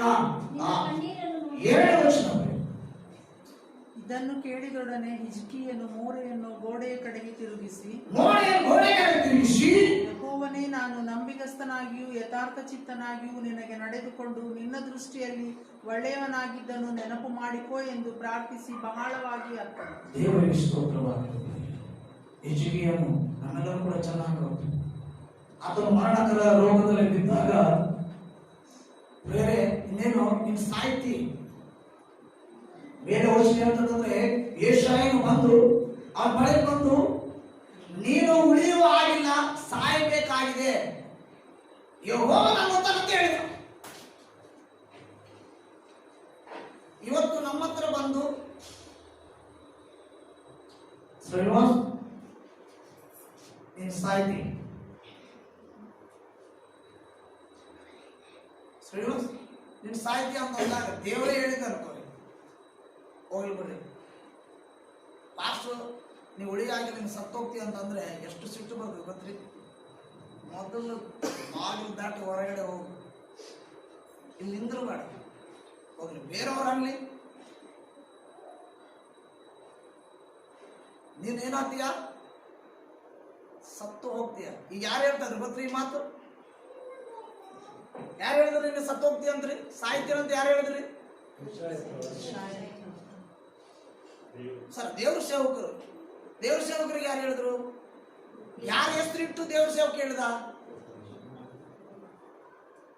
ಇನ್ನು ಸೃಷ್ಟಿ ಮಾಡಿದನಲ್ಲ, ಸ್ವಲ್ಪ ಕರ್ರಗೆ, ಸ್ವಲ್ಪ ಬೆಳ್ಳಗೆ, ಎತ್ತರ, ಕುಳ್ಳಗೆ, ದಪ್ಪ, ನೀನೆಷ್ಟು ಅಂದ ಚಂದವಾಗಿ, ಸಣ್ಣ ಮೂಗು, ದೊಡ್ಡ ಮೂಗು, ನೀನೆಲ್ಲ ಚೆನ್ನಾಗಿ ಸೃಷ್ಟಿ ಮಾಡಲ್ಲಪ್ಪ. ನೀನು ಸೃಷ್ಟಿಕರ್ತನ ದೇವರು, ನಿನಗೆ ಜೀವವುಳ್ಳ ಆತ್ಮವನ್ನು ಕೊಟ್ಟಿದ್ದಲ್ಲಪ್ಪ. ದೇವ್ರು ಹೇಳ್ತಾ ಇದ್ದಾನೆ ನೀನು ಉಳಿಯುವ ಆಗಿಲ್ಲ, ನೀನು ಸಾಯ್ಬೇಕಂದಾಗ ಏನ್ ದೇವ್ರೇ ನೀನು? ದೇವ್ರ ಇದಾನ? ದೇವ್ರು ಇಲ್ಲ. ಅಂತೀವೇ. ಎಷ್ಟು ಜನ ನೀವು ಹಳ್ಳಿಗಳಲ್ಲಿ ನೋಡ್ಬೇಕಾದ್ರೆ ಇವತ್ತು ಎಷ್ಟೋ ಜನ ಅವರ ಕುಟುಂಬದಲ್ಲಿ ಯಾರೊಬ್ಬರು ಸತ್ತರೆ ದೇವರು ಇಲ್ಲ. ದೇವರಿದ್ರೆ ಈಗ ಆಗ್ತಿದ್ದ? ದೇವರಿದ್ರೆ ನನ್ನ ಮಗ ಸಾಯ್ತಿದ್ದ? ದೇವರಿದ್ರೆ ನನ್ನ ತಾಯಿ ಸಾಯ್ತಿದ್ದ? ದೇವರಿದ್ರೆ ನಮ್ಮ ಅಪ್ಪ ಸಾಯ್ತಿದ್ದ? ದೇವರೇ ಇಲ್ಲ. ದೇವರಿಲ್ಲ ಅಂದ್ರೆ ನೀರಿಲ್ಲ. ಅದು ಅವ್ರಿಗೆ ಗೊತ್ತಿಲ್ಲ, ಅನ್ನೋರಿಗೆ ಗೊತ್ತಿಲ್ಲ. ಪ್ರಿಯ ದೇವರ ಸಭೆ, ಯಾವಾಗ ನೀನು ಸಾಹಿತ್ಯ ಅಂತ ಹೇಳಿದ ಮೇಲೆ ಇಜಕೇಲ್ ಏನ್ ಮಾಡಿದ ಗೊತ್ತಾ ಪ್ರಿಯರೇ? ಪ್ರಾರ್ಥನೆ ಮಾಡಿದ. ನನ್ನ ನೆನಪು ಮಾಡಿ, ನನ್ನ ಯಥಾರ್ಥತ್ವವನ್ನು ನೆನಪು ಮಾಡ್ಕೋ. ನನ್ನ ದೃಷ್ಟಿಯಲ್ಲಿ ಒಳ್ಳೆಯವನಾಗಿರೋದನ್ನು ನೆನಪು ಮಾಡ್ಕೋ. ಇವತ್ತು ಪ್ರಿಯರೇ, ನನ್ನ ಜೀವಿತದಲ್ಲಿ ಇವತ್ತು ಶರೀರದಲ್ಲಿ ಯಾವ ರೀತಿ ಯಾವಾಗ ನಮಗೆ ಅನಾರೋಗ್ಯ ಬರ್ತದೋ ಗೊತ್ತಿಲ್ಲ. ಆದರೆ ನೀನು ನಾನು ಪ್ರಾರ್ಥನೆ ಮಾಡಬೇಕಾಗಿದೆ. ನಮ್ಮ ಆರೋಗ್ಯದ ವಿಷಯದಲ್ಲಿ ಪ್ರಾರ್ಥನೆ ಮಾಡಬೇಕಾಗಿದೆ. ಯೆಶಾಯನು ಯಾವಾಗ ಹೇಳಿದ್ರು, ಹಿಜ್ಕೀಯನು ಪ್ರಾರ್ಥನೆ ಮಾಡಿದ ತಕ್ಷಣ ದೇವರೇ ಮಾಡ್ತಾನೆ 15 ವರ್ಷ ಆಯುಷ್ಯವನ್ನು ನೀಡ್ತಾ ಇದ್ದಾನೆ. ಇವತ್ತು ನೀನು ನಾವೆಲ್ಲರೂ ಕೂಡ ಒಂದು ವೇಳೆ ಮರಣಕರ ರೋಗದಲ್ಲಿ ಬಿದ್ದಿರುವಾಗಲೂ ಕೂಡ ನಾವು ದೇವರಿಗೆ ಪ್ರಾರ್ಥನೆ ಮಾಡುವುದಾದ್ರೆ ದೇವರ ಪ್ರಾರ್ಥನೆ ನಮ್ಮ ಪ್ರಾರ್ಥನೆಯನ್ನು ಕೇಳಿ ಆಯುಷ್ಯವನ್ನು ಕೊಡುವಂತ ದೇವರಾಗಿದ್ದಾನೆ. ಇಲ್ಲಿ ಆಯುಷ್ ಕೊಡದೇ ಇರಬಹುದು, ಚಿರಕಾಲ ಆಯುಷ್ಯ ಪರಲೋಕದಲ್ಲಿ ನಮಗೆ ನೀಡುವಂತ ದೇವರಾಗಿದ್ದಾನೆ. ಅದಕ್ಕಾಗಿ ನಾವು ಹಾಡಾಡ್ತೀವಲ್ಲ, ಏನಾಡ್ತೀವಿ ಹೇಳಿ? ಪರಲೋಕವೆಲ್ಲ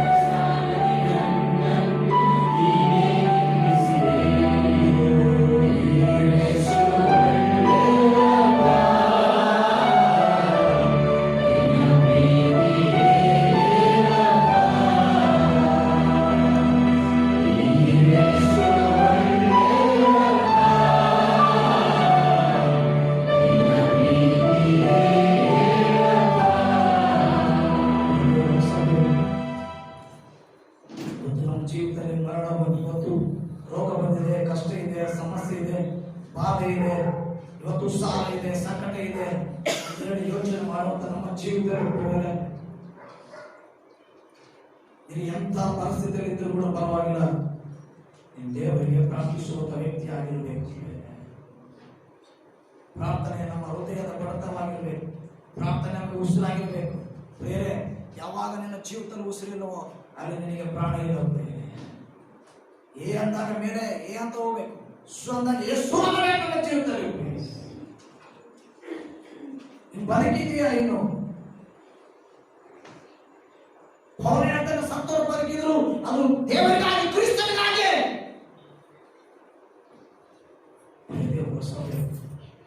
ಹಿಜ್ಕೀಯನು ಪ್ರಾರ್ಥನೆ ಮಾಡಿದ, ದೇವರೇ ನನ್ನ ನೆನಪು ಮಾಡಿಕೊ, ನೆನಪು ಮಾಡಿಕೊ, ನೆನಪು ಮಾಡಿಕೊ. ಅವಾಗಿ ಪ್ರಾರ್ಥನೆ ಮಾಡಿರುವ ದೇವರು 15 ವರ್ಷ ಆಯುಷ್ಕೊಟ್ಟು ನೀನು ನಾವು ಪ್ರಾರ್ಥನೆ ಮಾಡಬೇಕು. ಒಂದು ವೇಳೆ ನನ್ನ ರೋಗದಿಂದ ನನ್ನ ಆಸ್ತಿ, ನನ್ನ ಬೆಳ್ಳಿ ಬಂಗಾರ, ನನ್ನ ಇರುವಂತ ಎಲ್ಲ ಬ್ಯಾಂಕ್ ಬ್ಯಾಲೆನ್ಸ್ ಇವೆಲ್ಲ ಕೂಡ ನನ್ನ ತಪ್ಪಿಸ್ತಾವ ಅಂತ ಹೇಳಿ ಯೋಚನೆ ಮಾಡಬೇಡ. ತಪ್ಪಿಸುವವನು ಆಯುಷ್ಯವನ್ನು ನೀಡುವಂತ ದೇವರು ಒಬ್ಬರೇ ನಮ್ಮ ಸೃಷ್ಟಿಕರ್ತನ ದೇವರು. ಆತನು ನಮಗಾಗಿ ಪ್ರಾಣವನ್ನು ಕೊಟ್ಟಂತ ದೇವರು ಆಗಿದ್ದಾನೆ. ಆತನ ನಾವು ತಪ್ಪಿಸುವುದು ಸಾಧ್ಯತೆ. ಮೂರನೇದಾಗಿ ಸಾವಿಗೆ ಹತ್ತಿರವಾಗಿರುವಂತ ಜಿಜ್ಞೆಯನ್ನು ಪ್ರಾರ್ಥನೆ ಮಾಡಿದ ಆಯುಷ್ಯನ ಹೊಂದಿಕೊಂಡು ಹೋಗ್ತೇವೆ. ನಾಲ್ಕನೇದಾಗಿ ನಾವು ನೋಡ್ಬೇಕಾದ್ರೆ ಬೇರೆ ನಾವು ಆದಿಕಾಂಡ 19ನೇ ಅಧ್ಯಾಯದಲ್ಲಿ 18ನೇ ಅಧ್ಯಾಯದಲ್ಲಿ ನಾವು ನೋಡ್ಬೇಕಾದ್ರೆ ಇಲ್ಲಿ ನಾವು ಬೇಗ ಮುಗಿಸ್ತೇವೆ ಬೇರೆ ವಾಕ್ಯ. ಆದಿಕಾಂಡ 18ನೇ ಅಧ್ಯಾಯದಲ್ಲಿ ನಾವು ನೋಡ್ಬೇಕಾದ್ರೆ ಇಲ್ಲಿ ನಾವು ನೋಡ್ತಾ ಇದ್ದೇವೆ, ಇಲ್ಲಿ ಅಬ್ರಾಮನ ಪ್ರಾರ್ಥನೆ ನಾವು ನೋಡ್ತಾ ಇದ್ದೇವೆ. ಅಬ್ರಾಮನು 18ನೇ ಅಧ್ಯಾಯ 14ನೇ ವಚನದಲ್ಲಿ ನೋಡ್ಬೇಕಾದ್ರೆ ಸೊದೋಮ್ ಪಟ್ಟಣವನ್ನ ನಾಶ ಮಾಡಬೇಡವೆಂದು ಅಬ್ರಾಮನು ದೇವರನ್ನ ಬೇಡಿಕೊಳ್ಳುವುದನ್ನು ನೋಡ್ತಾ ಇದ್ದೇವೆ. ಅಬ್ರಾಮನು ಪ್ರಾರ್ಥನೆ ಮಾಡ್ತಾ ಇದ್ದಾನೆ, ಬೇಡಿಕೊಳ್ತಾ ಇದ್ದಾನೆ. ಯಾಕಪ್ಪ ಅಂತ ನಾವು ನೋಡುವಾಗ ಇಲ್ಲಿ ಏನಂತಂದ್ರೆ 20ನೇ ವಚನದಲ್ಲಿ ಇದಲ್ಲದೆ ಯೆಹೋವನು ಸೊದೋಮ್ ಗೊಮೋರಗಳ ವಿಷಯವಾಗಿ ಎಷ್ಟೋ ದೊಡ್ಡ ಮರೆಯಣಿಗೆ ಹುಟ್ಟಿದ್ದು ಈ ಊರಿನವರ ಮೇಲೆ ವಹಿಸಿರುವ ಪಾಪವು ಎಷ್ಟೋ ಘೋರವಾದದ್ದು ಅಂತ ಹೇಳಿ ನಾವು ನೋಡ್ತಾ ಇದ್ದೇವೆ. ಈಗ ಸೊದೋಮ್ ಗೊಮೋರ ಪಟ್ಟಣ ಬಹು ಘೋರ ಪಾಪದಲ್ಲಿದೆ.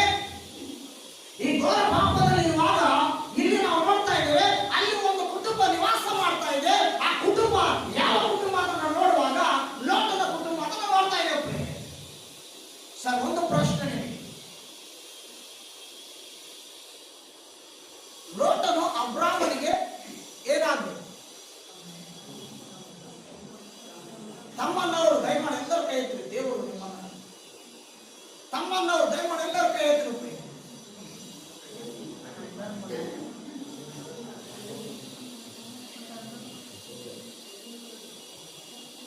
ತಮ್ಮನ್ನವರು ಕೈ ಎತ್ತಿರಿ. ಕನ್ಫ್ಯೂಷನ್ ಇದ್ರಲ್ಲ, ನಾನೆಲ್ಲಿ ಸಿಗಾಕೊಳ್ತೀನಿ ಅಂತ ಯಾರು ಕೈ ಎತ್ತೀನಿ ನೋಡಿ. ಸುಮ್ಮನೆ ಇದ್ಬಿಟ್ರೆ ಆಯ್ತು, ಗೊತ್ತಾಯ್ತಾ ಅನ್ಕೊಂತಾರ. ಏನ್ ಗೊತ್ತಾಯ್ತು ಬಿಡಿ, ಇವ್ರಿಗೆ ಅದಕ್ಕೆ ಸುಮ್ಮನೆ ಕುಂತಾರ ಅಂತ ಹೇಳ್ರಿ. ತಮ್ಮ ಅನ್ನಬೇಕನ್ನವರು ಕೈ ಎತ್ರಿ. ದಯಮಾಡಿ ನೀವು ಎಷ್ಟು ಲೇಟ್ ಮಾಡ್ತೀರೋ ಅಷ್ಟು ಮುಂದೆ ಟೈಮ್ ಮುಂದೆ ಹೋಗ್ತದೆ. ತಮ್ಮನ್ನವರು ಕೈ ಎತ್ರಿ.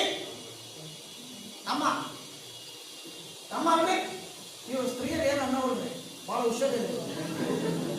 ದಯಮಾಡಿ ತಮ್ಮ ಒಬ್ಬೊಬ್ರು ಇರ್ತಾ ಇದ್ದಾರೆ ನೋಡ್ರಿ.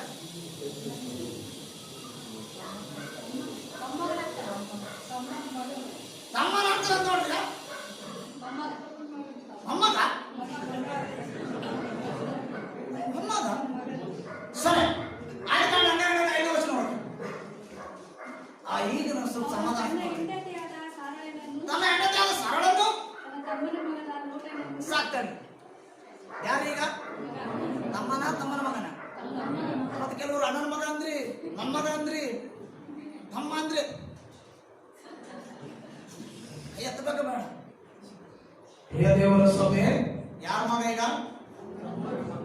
ಅಬ್ರಾಮನ ತಮ್ಮನ ಮಗ. ಯಾರು? ಲೋಟನು ಸೊದೋಮ್ ಗೊಮೋರ ಪಟ್ಟಣವನ್ನ ಲೋಟನ ಆರಿಸಿಕೊಂಡ. ಹಚ್ಚ ಹಸಿರಾಗಿರುವನು ಆರಿಸಿಕೊಂಡ ಇರುವಾಗ ಅದರ ಪಾಪವು ದೇವರಿಗೆ ಮುಟ್ಟಿದಂತೆ ಈಗ ಅದನ್ನ ನಾಶ ಮಾಡುವುದಕ್ಕಾಗಿ ಈಗ ದೇವರು ಕಾಯ್ದುಕೊಂಡಿದ್ದಾನೆ. ಆ ನಾಶ ಎಲ್ಲಿ? ಸೊದೋಮ್ ಗೊಮೋರ ನಾಶವಾಗ್ತದೆ ಅಂತ ಹೇಳಿ ಆ ಸೊದೋಮ್ ಗೊಮೋರ ಪಟ್ಟಣದಲ್ಲಿರುವಂತಹ ಲೋಟನಿಗಾಗಿ ಈಗ ಅಬ್ರಾಮನು ಪ್ರಾರ್ಥನೆ ಮಾಡ್ತಾ ಇದ್ದಾನೆ. 18ನೇ ಅಧ್ಯಾಯ ಆದಿಕಾಂಡ 22ನೇ ವಚನದಿಂದ ಮುಂದೆ ಸಾಗುವಾಗ, ಅಯ್ಯೋ 50 ಜನ ಇದ್ರೆ ಅದನ್ನು ನೀನು ಉಳಿಸ್ತೀಯಾ? ನೀನು 40 ಜನ ಇದ್ರೆ ಉಳಿಸ್ತೀಯಾ? 30 ಜನ ಇದ್ರೆ ಉಳಿಸ್ತೀಯಾ?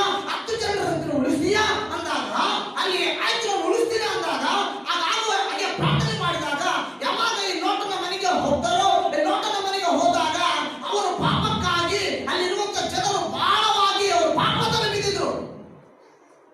ಅಂತ ಪಾಪದಲ್ಲಿರುವಂತ ಅವರನ್ನ ನೋಡಿ ಇನ್ನೊಬ್ಬರೇ ಯಾವಾಗ ಹೀಗಾಯ್ತು ದೇವರು ಹೇಳಿದ, ಯಾವಾಗ ಈ ಅಬ್ರಾಮನು ಪ್ರಾರ್ಥನೆ ಮಾಡ್ಕೊಳ್ತಾ ಇದ್ರೆ ಉಳಿಸ್ತು ಅಂತ ಹೇಳಿ ಪ್ರಾರ್ಥನೆ ಮಾಡಿದ.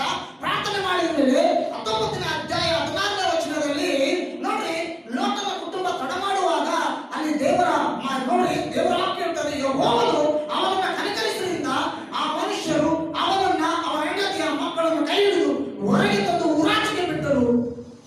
ಹೊರಗೆ ತಂದು ಬಿಟ್ಟ ಮೇಲೆ ಹೋಗಿ ಪ್ರಾಣವನ್ನು ಉಳಿಸಿಕೋ, ಇಂದ ನೋಡಬೇಡ, ಈ ಪ್ರದೇಶ ಎಲ್ಲಿ ಕೂಡ ನಿಲ್ಲದೆ ಬೆಟ್ಟದ ಸೀಮೆಗೆ ಹೋಗು, ನಿನಗೂ ಆಸೆ ಉಂಟಾಗುತ್ತದೆ ಹೇಳಿದಾಗ ಈಗ ಊರಾಚೆಗೆ ತಂದು ಬಿಟ್ಟಾಗ ಓಡುವಂತ ಸಮಯದಲ್ಲಿ ಹಿಂತಿರುಗಿ ನೋಡಿದಳು ಲೋಟನ ಹೆಂಡ.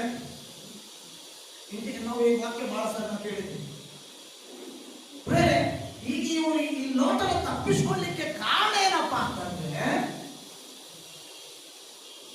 ಅಬ್ರಹಾಮನ ಪ್ರಾರ್ಥನೆ. 19ನೇ ಅಧ್ಯಾಯ ನೋಡಿ 29ನೇ ವಚನ ನೋಡಿ. ಯಾರಾದರೂ ಭೇಟಿಯಾಗಿ ಸೀಮೆಯ ಪಟ್ಟಣಗಳನ್ನು ನಾಶ ಮಾಡಿದ ದೇವರು ಆ ಸೀಮೆಯ ಪಟ್ಟಣಗಳನ್ನು ನಾಶ ಮಾಡಿದಾಗ, ಆ ಸೀಮೆಯ ಪಟ್ಟಣಗಳನ್ನು ನಾಶ ಮಾಡಿದಾಗ ಲೋಟನು ವಾಸವಾಗಿದ್ದ ಊರುಗಳನ್ನು ಕೆಡವಿದರು. ಅಬ್ರಹಾಮನನ್ನು ನೆನೆಸಿ ಲೋಟನನ್ನು ತಪ್ಪಿಸಿ ಕಾಪಾಡಿದರು. ದೇವರಿಗೆ ಮಹಿಮೆಯಾಗಲಿ. ನಿನ್ನನ್ನು ನೆನೆಸಿ ಇನ್ನೊಬ್ಬರನ್ನ ದೇವರು ಕಾಪಾಡುವುದಕ್ಕಾಗಿ ಏನ್ ಮಾಡಬೇಕಾಗಿದೆ? ಪ್ರಾರ್ಥನೆ ಮಾಡಬೇಕು. ಯಾರೋ ಪ್ರಾರ್ಥನೆ ಮಾಡಿದ್ರೆ ಇವತ್ತು ನಾವೆಲ್ಲರೂ ಸಭೆಯಲ್ಲಿ ಕೂತಿದ್ದೇವೆ, ಸಭೆಯಲ್ಲಿ ಕರ್ತನನ್ನ ಆರಾಧನೆ ಮಾಡಿದ್ದೇವೆ, ಅದನ್ನ ನಮ್ಮ ರಕ್ಷಕನೆಂದು ಅಂಗೀಕರಿಸಿಕೊಂಡಿದ್ದೇವೆ. ಇವತ್ತು ನಾವು ರಕ್ಷಣೆಯ ಮಾರ್ಗದಲ್ಲಿ ನಾವು ನಡೀತಾ ಇದ್ದೇವೆ. ಈ ಪಾಪಮಯ ಲೋಕದಲ್ಲಿ ಜೀವಿಸುವಂತ ಜನರಿಗಾಗಿ ನಾನು ಪ್ರಾರ್ಥನೆ ಮಾಡಬೇಕು. ನಾನು ನನ್ನ ಕುಟುಂಬ ನಾವು ಚೆನ್ನಾಗಿದ್ರೆ ಸಾಕಂದ್ರೆ ಇಲ್ಲ ಪ್ರಿಯರೇ.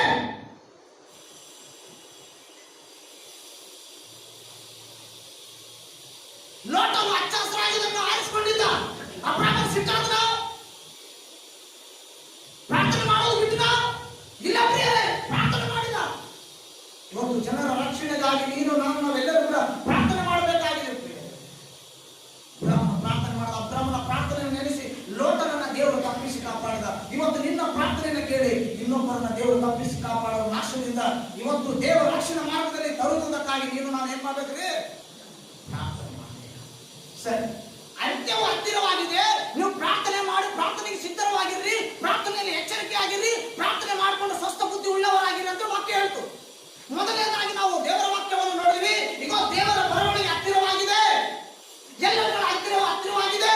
ಇವತ್ತು ಪ್ರಾರ್ಥನೆ ಹೆಚ್ಚಾಗಿ ನಾವು ಸಮಯ ಕಳೆಯಬೇಕು ಅಂತ ಹೇಳಿ ನಾವು ಧ್ಯಾನ ಮಾಡಿದ್ವಿ. ಅದರಲ್ಲಿ ಯಾಕೋಬನ ಬಗ್ಗೆ ಧ್ಯಾನ ಮಾಡಿ, ಎಸ್ತೇರನ ಬಗ್ಗೆ ಧ್ಯಾನ ಮಾಡಿ, ಮತ್ತೆ ಹಿಜ್ಕೀಯನ ಬಗ್ಗೆ ಧ್ಯಾನ ಮಾಡಿ, ಮತ್ತೆ ಈಗ ಅಬ್ರಹಾಮನ ಬಗ್ಗೆ ಧ್ಯಾನ ಮಾಡಿ. ಇನ್ನೊಬ್ಬ ವ್ಯಕ್ತಿ ಇದ್ದಾನೆ, ಲೋಕನ ಬರೆದ ಸುವಾರ್ತೆ 24ನೇ ಅಧ್ಯಾಯ ನೋಡಿ.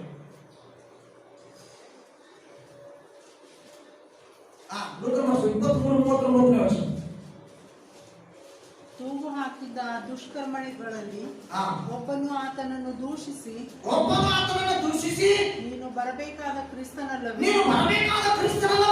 ನಿನ್ನನ್ನು ರಕ್ಷಿಸಿಕೋ, ನಮ್ಮನ್ನು ರಕ್ಷಿಸು ಎಂದು ಹೇಳಿದ್ದಕ್ಕೆ ಎರಡನೆಯವನು ಅವನನ್ನು ಗದರಿಸಿ ನೀನು ಇದೇ ದಂಡನೆಯಲ್ಲಿರುವಾಗಲೂ ದೇವರಿಗೆ ಹೆದರುವುದಿಲ್ಲವೋ? ನಾವಂತೂ ನ್ಯಾಯವಾಗಿ ದಂಡನೆಯಲ್ಲಿದ್ದೇವೆ. ನಾವು ಮಾಡಿದ್ದಕ್ಕೆ ತಕ್ಕ ಪ್ರತಿಫಲವನ್ನು ಹೊಂದುತ್ತಾ ಇದ್ದೇವೆ. ಈತನಾದರೂ ಅಲ್ಲದೇನು ಮಾಡಲಿಲ್ಲ ಎಂದು ಹೇಳಿ ಒಂದು ವಚನ ಬರುತ್ತೆ. ಈತನಾದರೂ ಅಲ್ಲದೇನೋ ಮಾಡಲಿಲ್ಲವೆಂದು ಹೇಳಿ ಯೇಸುವೇ ನೀನು ನಿನ್ನ ರಾಜ್ಯವನ್ನು ಪಡೆದವನಾಗಿ ಬರುವಾಗ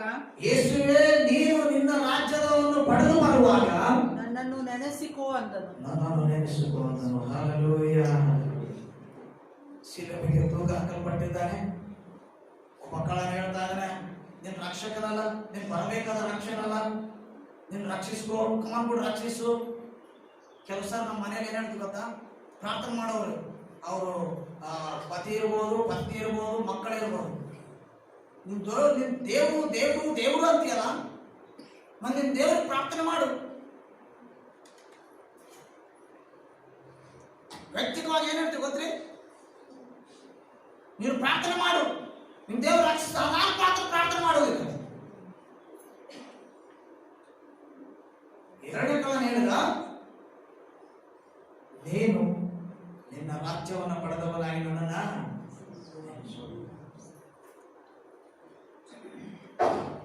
ಈ ಪ್ರಾರ್ಥನೆ ಯೇಸು ಸ್ವಾಮಿ ಹೇಳಿದರೆ, ಇವತ್ತೇ ನನ್ನ ಸಂಗಡ ಪರದೇಶದಲ್ಲಿರುವೆ ಅಂತ ಹೇಳಿದ. ಸಾವಿನ ಹತ್ತಿರ ಇದ್ದಾನೆ. ನೀನು ಸಿಲ್ವಿಗೆ ಹಾಕುವಂತ ಸಮಯ ಇದೆ. ಒಂದು ನೀನು ರಾಜ್ಯವನ್ನು ಪಡೆದವನಾಗಿ ನಾನು ನೆನೆಸಿಕೊಂಡ ತಕ್ಷಣ ದೇವರು ಹೇಳಿದ, ಇವತ್ತೇ ನನ್ನ ಕೂಡ ನೀನು ಪರದೇಶದಲ್ಲಿ. ವೈಯಕ್ತಿಕವಾಗಿ ಎಂದಾದರೂ ನೀನು ದೇವರೇ ನನ್ನನ್ನು ನೆನೆಸಿಕೊ ಅಂತ ಹೇಳಿ ನೀವು ಪ್ರಾರ್ಥನೆ ಮಾಡಿದ್ದೀಯ? ಗುಂಪಿನಲ್ಲಿ ಸೇರ್ತಾ ಇದೆಯಾ? ಗುಂಪಿನಲ್ಲಿ ಆರಾಧನೆ ಮಾಡ್ತಾ ಇದೆಯಾ? ಗುಂಪಿನಲ್ಲಿ ಪ್ರಾರ್ಥಿಸ್ತಾ ಇದೆಯಾ? ಗುಂಪಿನಲ್ಲಿ ನೀನು ಆರಾಧನೆ ಮಾಡ್ತಾ ಇದೆಯಾ? ಹಾಡಾಡ್ತಾ ಇದೆಯಾ? ವಾಕ್ಯ ಓದ್ತಾ ಇದೆಯಾ? ವೈಯಕ್ತಿಕವಾಗಿ ನಾನು ರಕ್ಷಣೆ ಹೊಂದಬೇಕಂತ ಹೇಳಿ ಯಾವತ್ತಾದ್ರೂ ಪ್ರಾರ್ಥನೆ ಮಾಡಿದ್ದೀಯಾ? ಮೊದಲನೇ ಕಳನೆ ಹಾಗೆ ರಕ್ಷಕನಂತ ಗೊತ್ತು, ಬರಬೇಕಾದ ಕ್ರಿಸ್ತನಂತ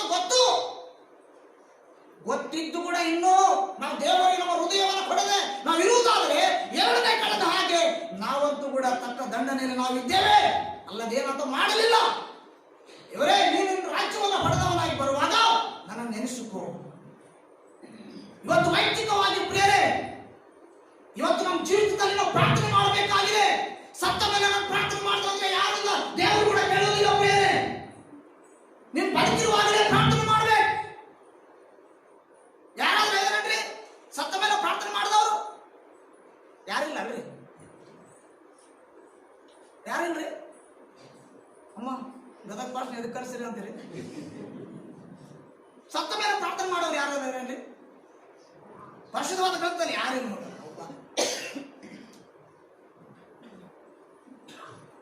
ಹೇಳಿದ್ರೆ ಮತ್ತೆ ನಾವು ಸಿಗಾಕೊಳ್ತೀವಿ ಅಂತ ಮತ್ತೆ ಕೂಡ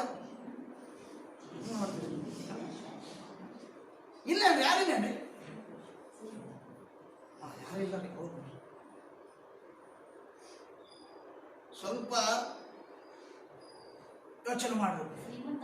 ಶ್ರೀಮಂತ ಲಾಜರನು ಇಬ್ಬರು ಸತ್ರು.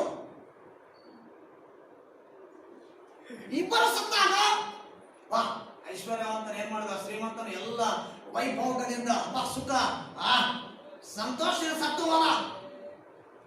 ಲಾಜರನು ಏನಿಲ್ಲದವನಾಗಿ ಸತ್ತು ಹೋದ.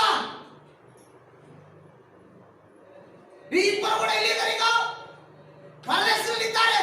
ಯಾಕಂದ್ರೆ ಪಡುವಂತ ಸ್ಥಳದಲ್ಲಿ ಯಾರಿದ್ದಾರೆ? ವಿಶ್ರಾಂತಿ ಸ್ಥಳದಲ್ಲಿ ಯಾರಿದ್ದಾರೆ? ಲಾಜರನಿದ್ದಾನೆ. ಈಗ ಐಶ್ವರ್ಯವಂತನ ಏನ್ ಹೇಳ್ತಾ ಇದ್ದಾರ? ದೇವರೇ ಲಾಜರನ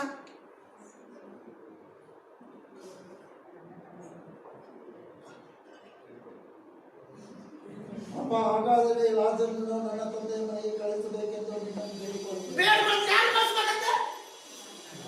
ಯಾರು ಕಳಿಸ್ಬೇಕಾಗಲ್ಲ? ಲಾಜರನ ಎಲ್ಲಿಗೆ? ಸದ್ಯದಲ್ಲಿ ನನ್ನ ಮನೆಗೆ ಕಳಿಸ್ರಿ. ಸತ್ತವ್ರು ಕಳಿಸಂತ ಹೇಳ್ತಾ ಇದ್ದಾನ. ಯಾರು? ಮತ್ತೆ ಈಗ ಹೇಳಿದ್ರಲ್ರಿ ಯಾರು ಪ್ರಾರ್ಥನೆ ಮಾಡಿಲ್ಲ ಅಂತ ಹೇಳಿ ನೀವು? ನಾನು ಬೇಡ್ಕೊಳ್ತೀನಿ ಅಂತ. ನೀನು ಎಷ್ಟು ಬೇಡ್ಕೊಂಡ್ರು ಸತ್ತ ಮೇಲೆ ಯಾವ ಪ್ರಾರ್ಥನೆ ಕೇಳುವುದಿಲ್ಲ.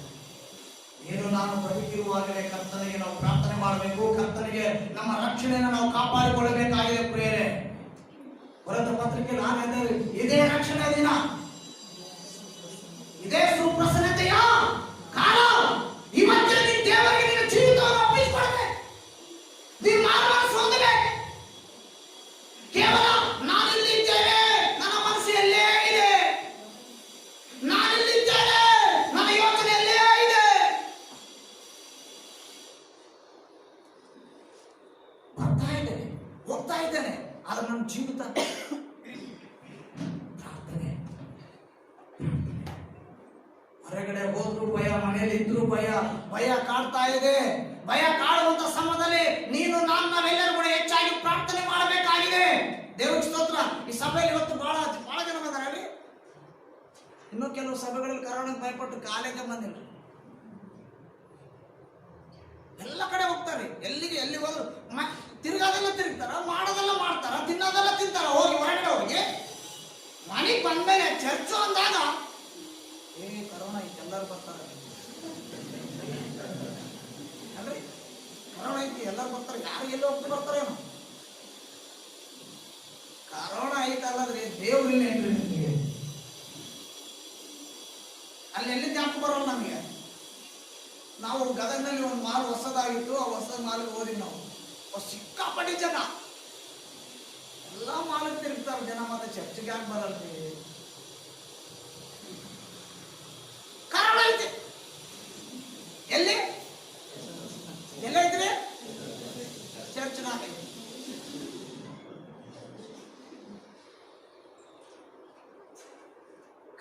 ಸಾತಾನನ ಹೊಡೆದು ಓಡಿಸುವಂತ ಕರ್ತ ದೇವಾದಿ ದೇವರು ಸರ್ವಶಕ್ತನ ದೇವರು ಇವತ್ತು ನಮ್ಮ ಮಧ್ಯದಲ್ಲಿದ್ದಾನೆ ಪ್ರಿಯರೇ. ನೀನು ಯೋಚನೆ ಮಾಡ್ತಾ ಇದೆಯಾ, ಈ ಶರೀರ ನಿಂದ, ಈ ಶರೀರ ನಂದ? ನಮ್ಮನ್ನ ದೇವರು ತನ್ನ ರಕ್ತವನ್ನ ಕೊಟ್ಟು ನಮ್ಮನ್ನು ಕೊಂಡುಕೊಂಡಿದ್ದಾನೆ ಪ್ರಿಯರೇ. ಸ್ವ ರಕ್ತವನ್ನ ಕೊಂಡುಕೊಂಡು ಕೊಂಡುಕೊಂಡ ದೇವರು ಇವತ್ತು ನಮ್ಮ ರಕ್ಷಿಸುವುದಿಲ್ಲವಾ? ಹಲ್ಲೆಲೂಯಾ. ಇವತ್ತು 2ನೇ ಕಳವು ಪ್ರಾರ್ಥನೆ ಮಾಡಿದ, ನನ್ನನ್ನು ನೆನೆಸಿಕೋ ಅಂತ ಹೇಳಿ. ಇವತ್ತು ನೀವು ನಾನು ಏನ್ ಮಾಡಬೇಕ್ರಿ? ಪ್ರಾರ್ಥನೆ ಮಾಡಬೇಕಾಗಿದೆ. ನನ್ನನ್ನ ನೆನಪು ಮಾಡಿಕೋ ದೇವರೇ, ನನ್ನ ನೆನಪು ಮಾಡಿಕೋ. ನನ್ನ ಪಾಪಿ ನನ್ನ ನೆನಪು ಮಾಡಿಕೋ. ಈ ಸುಖ ಭೋಗಗಳನ್ನು ನನ್ನ ಪರಲೋಕಕ್ಕೆ ಸೇರಿಸುವುದಿಲ್ಲ. ನನ್ನ ನೆನಪು ಮಾಡಿಕೋ.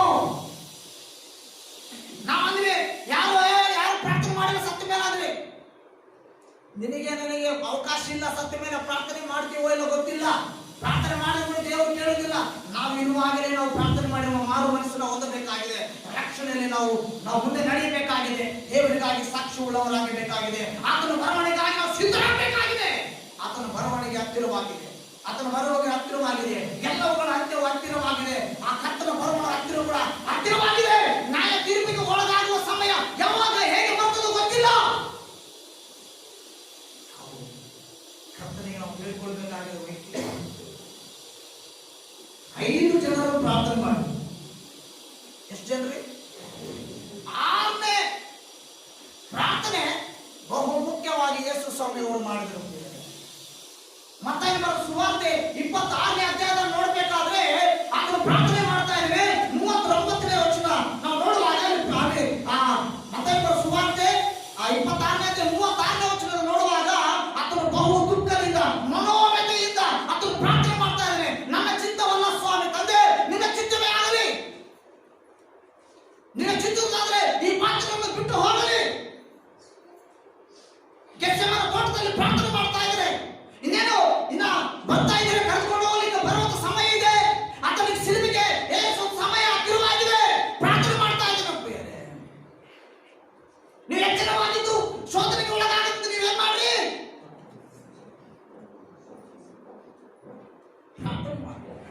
ಇದು ಯೇಸು ಸ್ವಾಮಿಯವರೇ ಮಾದರಿಯಾಗಿ ತೋರಿಸಿದ್ದಾರೆ ಪ್ರಿಯರೇ.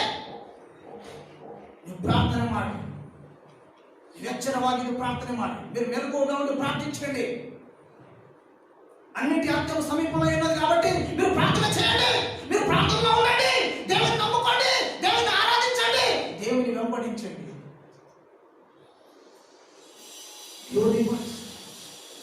ಯೇಸು ಸ್ವಾಮಿ ಅವರು ಕಣ್ಣೀರು ಸುರಿಸಿ ಪ್ರಾರ್ಥನೆ ಮಾಡಿದ್ರು. ನನಗಾಗಿ ನಿನಗಾಗಿ ನಮ್ಮೆಲ್ಲರಿಗಾಗಿ ಕಣ್ಣೀರು ಸುರಿಸಿ ಪ್ರಾರ್ಥನೆ ಮಾಡಿದ್ರು. ಆ ಪ್ರಾರ್ಥನೆ ಎಂತ ಅದ್ಭುತ ಅಂದ್ರೆ, ಗೆತ್ಸೆಮನೆ ತೋಟದಲ್ಲಿ ಪ್ರಾರ್ಥನೆ ಮಾಡದಂತೆ ಯೇಸು ಸ್ವಾಮಿ ಅವರು ಸಿಲುಬೆಗೆ ಹೋಗುವುದು ಮುಂಚಿತವಾಗಿ ಪ್ರಾರ್ಥನೆ ಮಾಡದಂತೆ ಯೇಸು ಸ್ವಾಮಿ ಅವರು ಮರಣದ ಮುಳ್ಳನ್ನು ಮುರಿದು ಮೃತ್ಯುಂಜಯನಾಗಿ ಸಾವನ್ನ ಗೆದ್ದು ಎದ್ದು ಬರುವಂತ ದೇವರಾಗಿದ್ದಾನೆ. ಜೀವಿಸುವ ದೇವರಾಗಿದ್ದಾನೆ. ಇವತ್ತಿಗೂ ನಿನಗಾಗಿ ನನಗಾಗಿ ಅದನ್ನು ಪ್ರಾರ್ಥನೆ ಮಾಡ್ತಾ ಇದ್ದಾನೆ. ಇವತ್ತು ತನ್ನ ಮಕ್ಕಳಾಗಿ ಇರುವಂತ ನಾವು ಪ್ರಾರ್ಥನೆ ಮಾಡಬೇಕು. ಇವತ್ತು ಪ್ರಾರ್ಥನೆ ಮಾಡುವಂತ ಕ್ರೈಸ್ತರು ಮನಾಗಿರಬೇಕಾಗಿದೆ. ನಾವು ಒಂದು ಬುಕ್ ನೀವು ಯಾರಾದ್ರೂ ಓದಿರೋ ಗೊತ್ತಿಲ್ಲ, ಪ್ರಾರ್ಥಿಸುವ ಕ್ರೈಸ್ತರು ಅಂತ ಒಂದು ಬುಕ್ ಬಂದಿದೆ. ಯೇಸು ಸ್ವಾಮಿ ಅವರೇ ಹೇಳಿದರೆ ಪ್ರಾರ್ಥನೆ ಮಾಡಿ ಅಂತ ಹೇಳಿ. ಎಫೆಸಿಯ ನಾವು 6ನೇ ಅಧ್ಯಾಯ 18ನೇ ವಚನ ನೋಡ್ಬೇಕಾಗಿದೆ. ನೀವೇನ್ ಮಾಡಿ? ಪ್ರಾರ್ಥನೆ ಮಾಡಿ. ಬೇರೆ ಒಂದು ವಚನ ಓದಿ ನಾವು ದೇವರ ವಾಕ್ಯವನ್ನು ಮುಗಿಸ ನೋಡಿ. ಎಫೆಸಿಯ ಬರೆದ ಪತ್ರಿಕೆ ನೋಡಿ 6ನೇ ಅಧ್ಯಾಯ 18ನೇ ವಚನ. ನೀವು ಪವಿತ್ರಾತ್ಮ ಪ್ರೇರಿತರಾಗಿ ಎಲ್ಲಾ ಸಮಯಗಳಲ್ಲಿ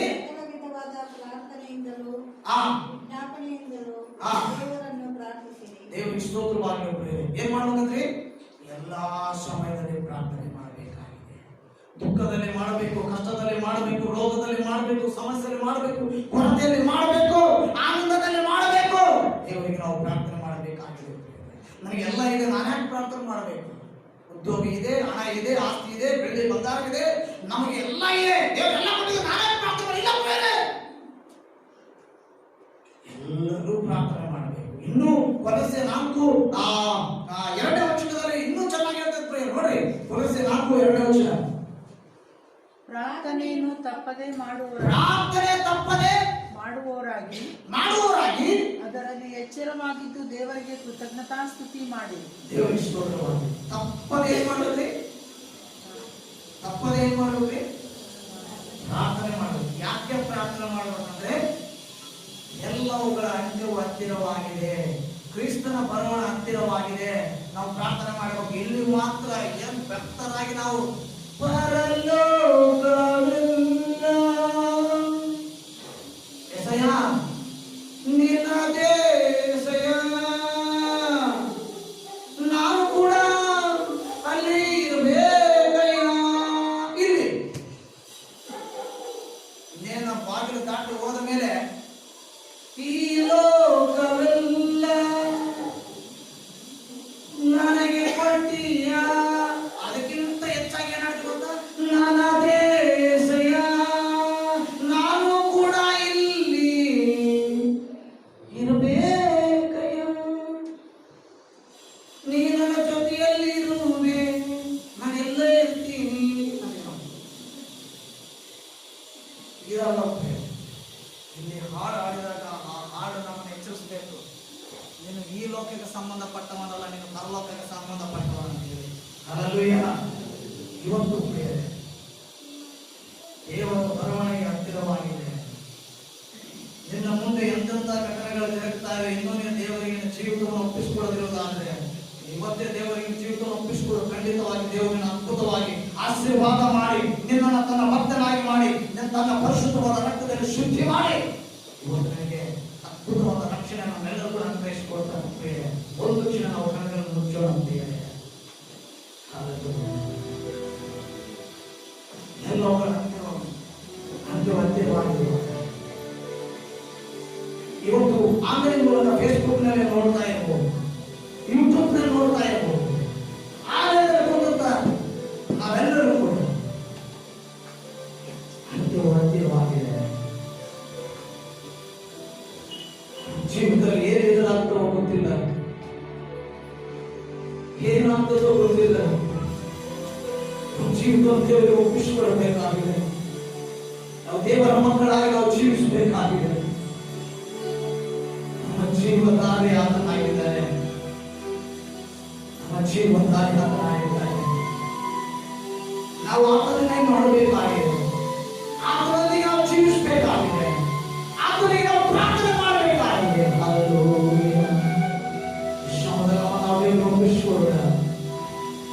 ಯಾಕೋಬನ ಹಾಗೆ ಪ್ರಾರ್ಥನೆ ಮಾಡಬೇಕಾಗಿದೆ.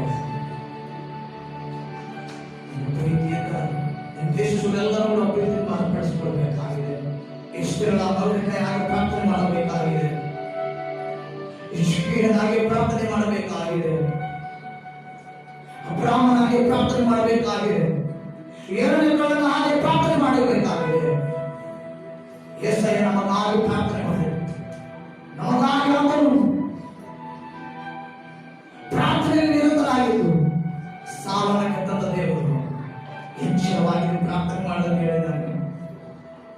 ನಾವು ಪ್ರಾರ್ಥನೆ ಮಾಡಬೇಕಾಗಿದೆ. ನಾವು ಹೆಚ್ಚಾದ ಸಮಯ ಪ್ರಾರ್ಥನೆ ಕೊಡಬೇಕಾಗಿದೆ. ಲೋಕದಲ್ಲಿ ಎಂತೆಂಥ ದುರ್ಘಟನೆಗಳನ್ನು ಜರುಗುತ್ತಾ ಇದೆ. ಅದರ ದೇವರು ನಮ್ಮನ್ನು ಪರೀಕ್ಷಿಸಿದ್ದಾನೆ. ಇನ್ನು ನಮ್ಮನ್ನು ಪರೀಕ್ಷಿಸಿ ಸಾಕ್ಷಿಯಾಗಿಟ್ಟಿದ್ದಾರೆ. ಪ್ರಾರ್ಥನೆ ಮಾಡಬೇಕಾಗಿದೆ. ನಾವು ಪ್ರಾರ್ಥನೆ ಮಾಡಬೇಕಾಗಿದೆ.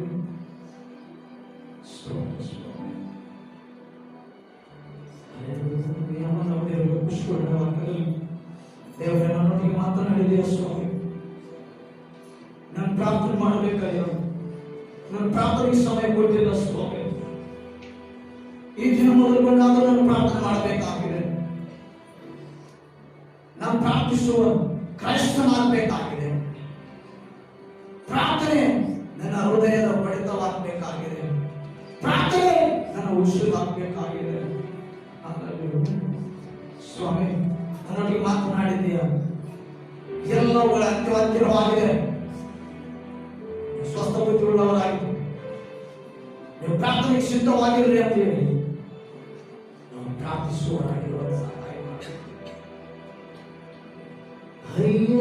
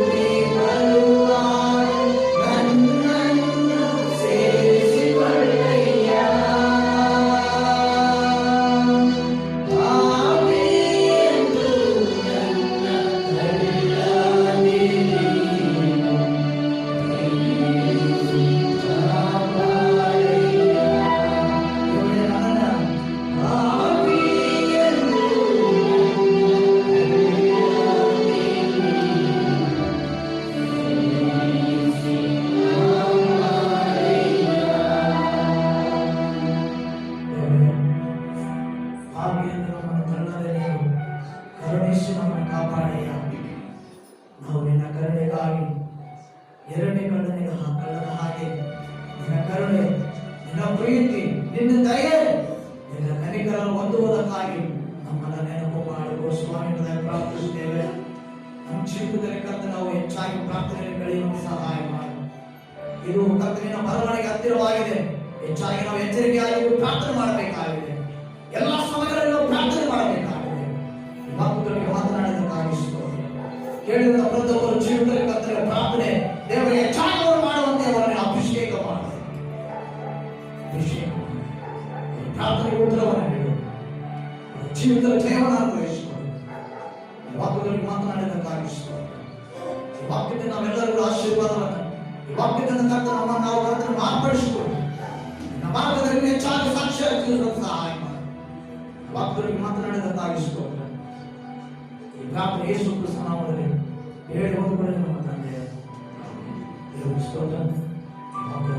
ದೇವರಿಗೆ ಸ್ತೋತ್ರ. ನಿಮ್ಮೆಲ್ಲ ಕೂಡ ಕ್ರಿಸ್ತನ ನಾಮದಲ್ಲಿ ವಂದಿಸಿ ವಾಕ್ಯವನ್ನು ಮುಗಿಸ್ತೇವೆ. ಈ ಒಂದು ಸಂದರ್ಭದಲ್ಲಿ ಅದ್ಭುತವಾಗಿ ವಾಕ್ಯವನ್ನು ನಾವು ಕೇಳಿದ್ದೇವೆ. 6 ಜನರ ಒಂದು ಪ್ರಾರ್ಥನೆಯನ್ನು ನಾವು ಕೇಳಿದ್ದೇವೆ. ಯಾಕೋಬನ ಒಂದು ಪ್ರಾರ್ಥನೆ. ಅಂತ್ಯ ದಿನಗಳಲ್ಲಿ ನಾವು ಇದ್ದೇವೆ. ನಿಜವಾಗ್ಲೂ ಇವರ ಒಂದು ಎಲ್ಲ ಒಂದು ಕ್ರಿಯೆಗಳನ್ನು ನಾವು ನೋಡಿರುವಾಗ ಅವರು ಪ್ರಾರ್ಥನೆಯ ಒಂದು ಜೀವಿತವನ್ನು ನಾವು ನೋಡಿದ್ದೇವೆ. ಮೊದಲನೇದಾಗಿ ಯಾಕೋಬನು ಮಾಡಿದಂಥ ಪ್ರಾರ್ಥನೆ ಮತ್ತು ಎಸ್ತೇರನು ಮೊರ್ದೆಕಾಯಿ ಮಾಡಿದಾಗ ಪ್ರಾರ್ಥನೆ ಮಾಡಿದಾಗ ಜನರು ರಕ್ಷಿಸಲ್ಪಟ್ಟರು. ಮತ್ತು ಇಚ್ಚಿಕೆಯ ಪ್ರಾರ್ಥನೆಯನ್ನು ದೇವರು ಕೇಳಿದಾಗ 15 ವರ್ಷಗಳು ದೇವರ ಆತನಿಗೆ ಅನುಗ್ರಹಿಸಿದನು. ಮತ್ತು ಅಬ್ರಹಾಮನ ಪ್ರಾರ್ಥನೆ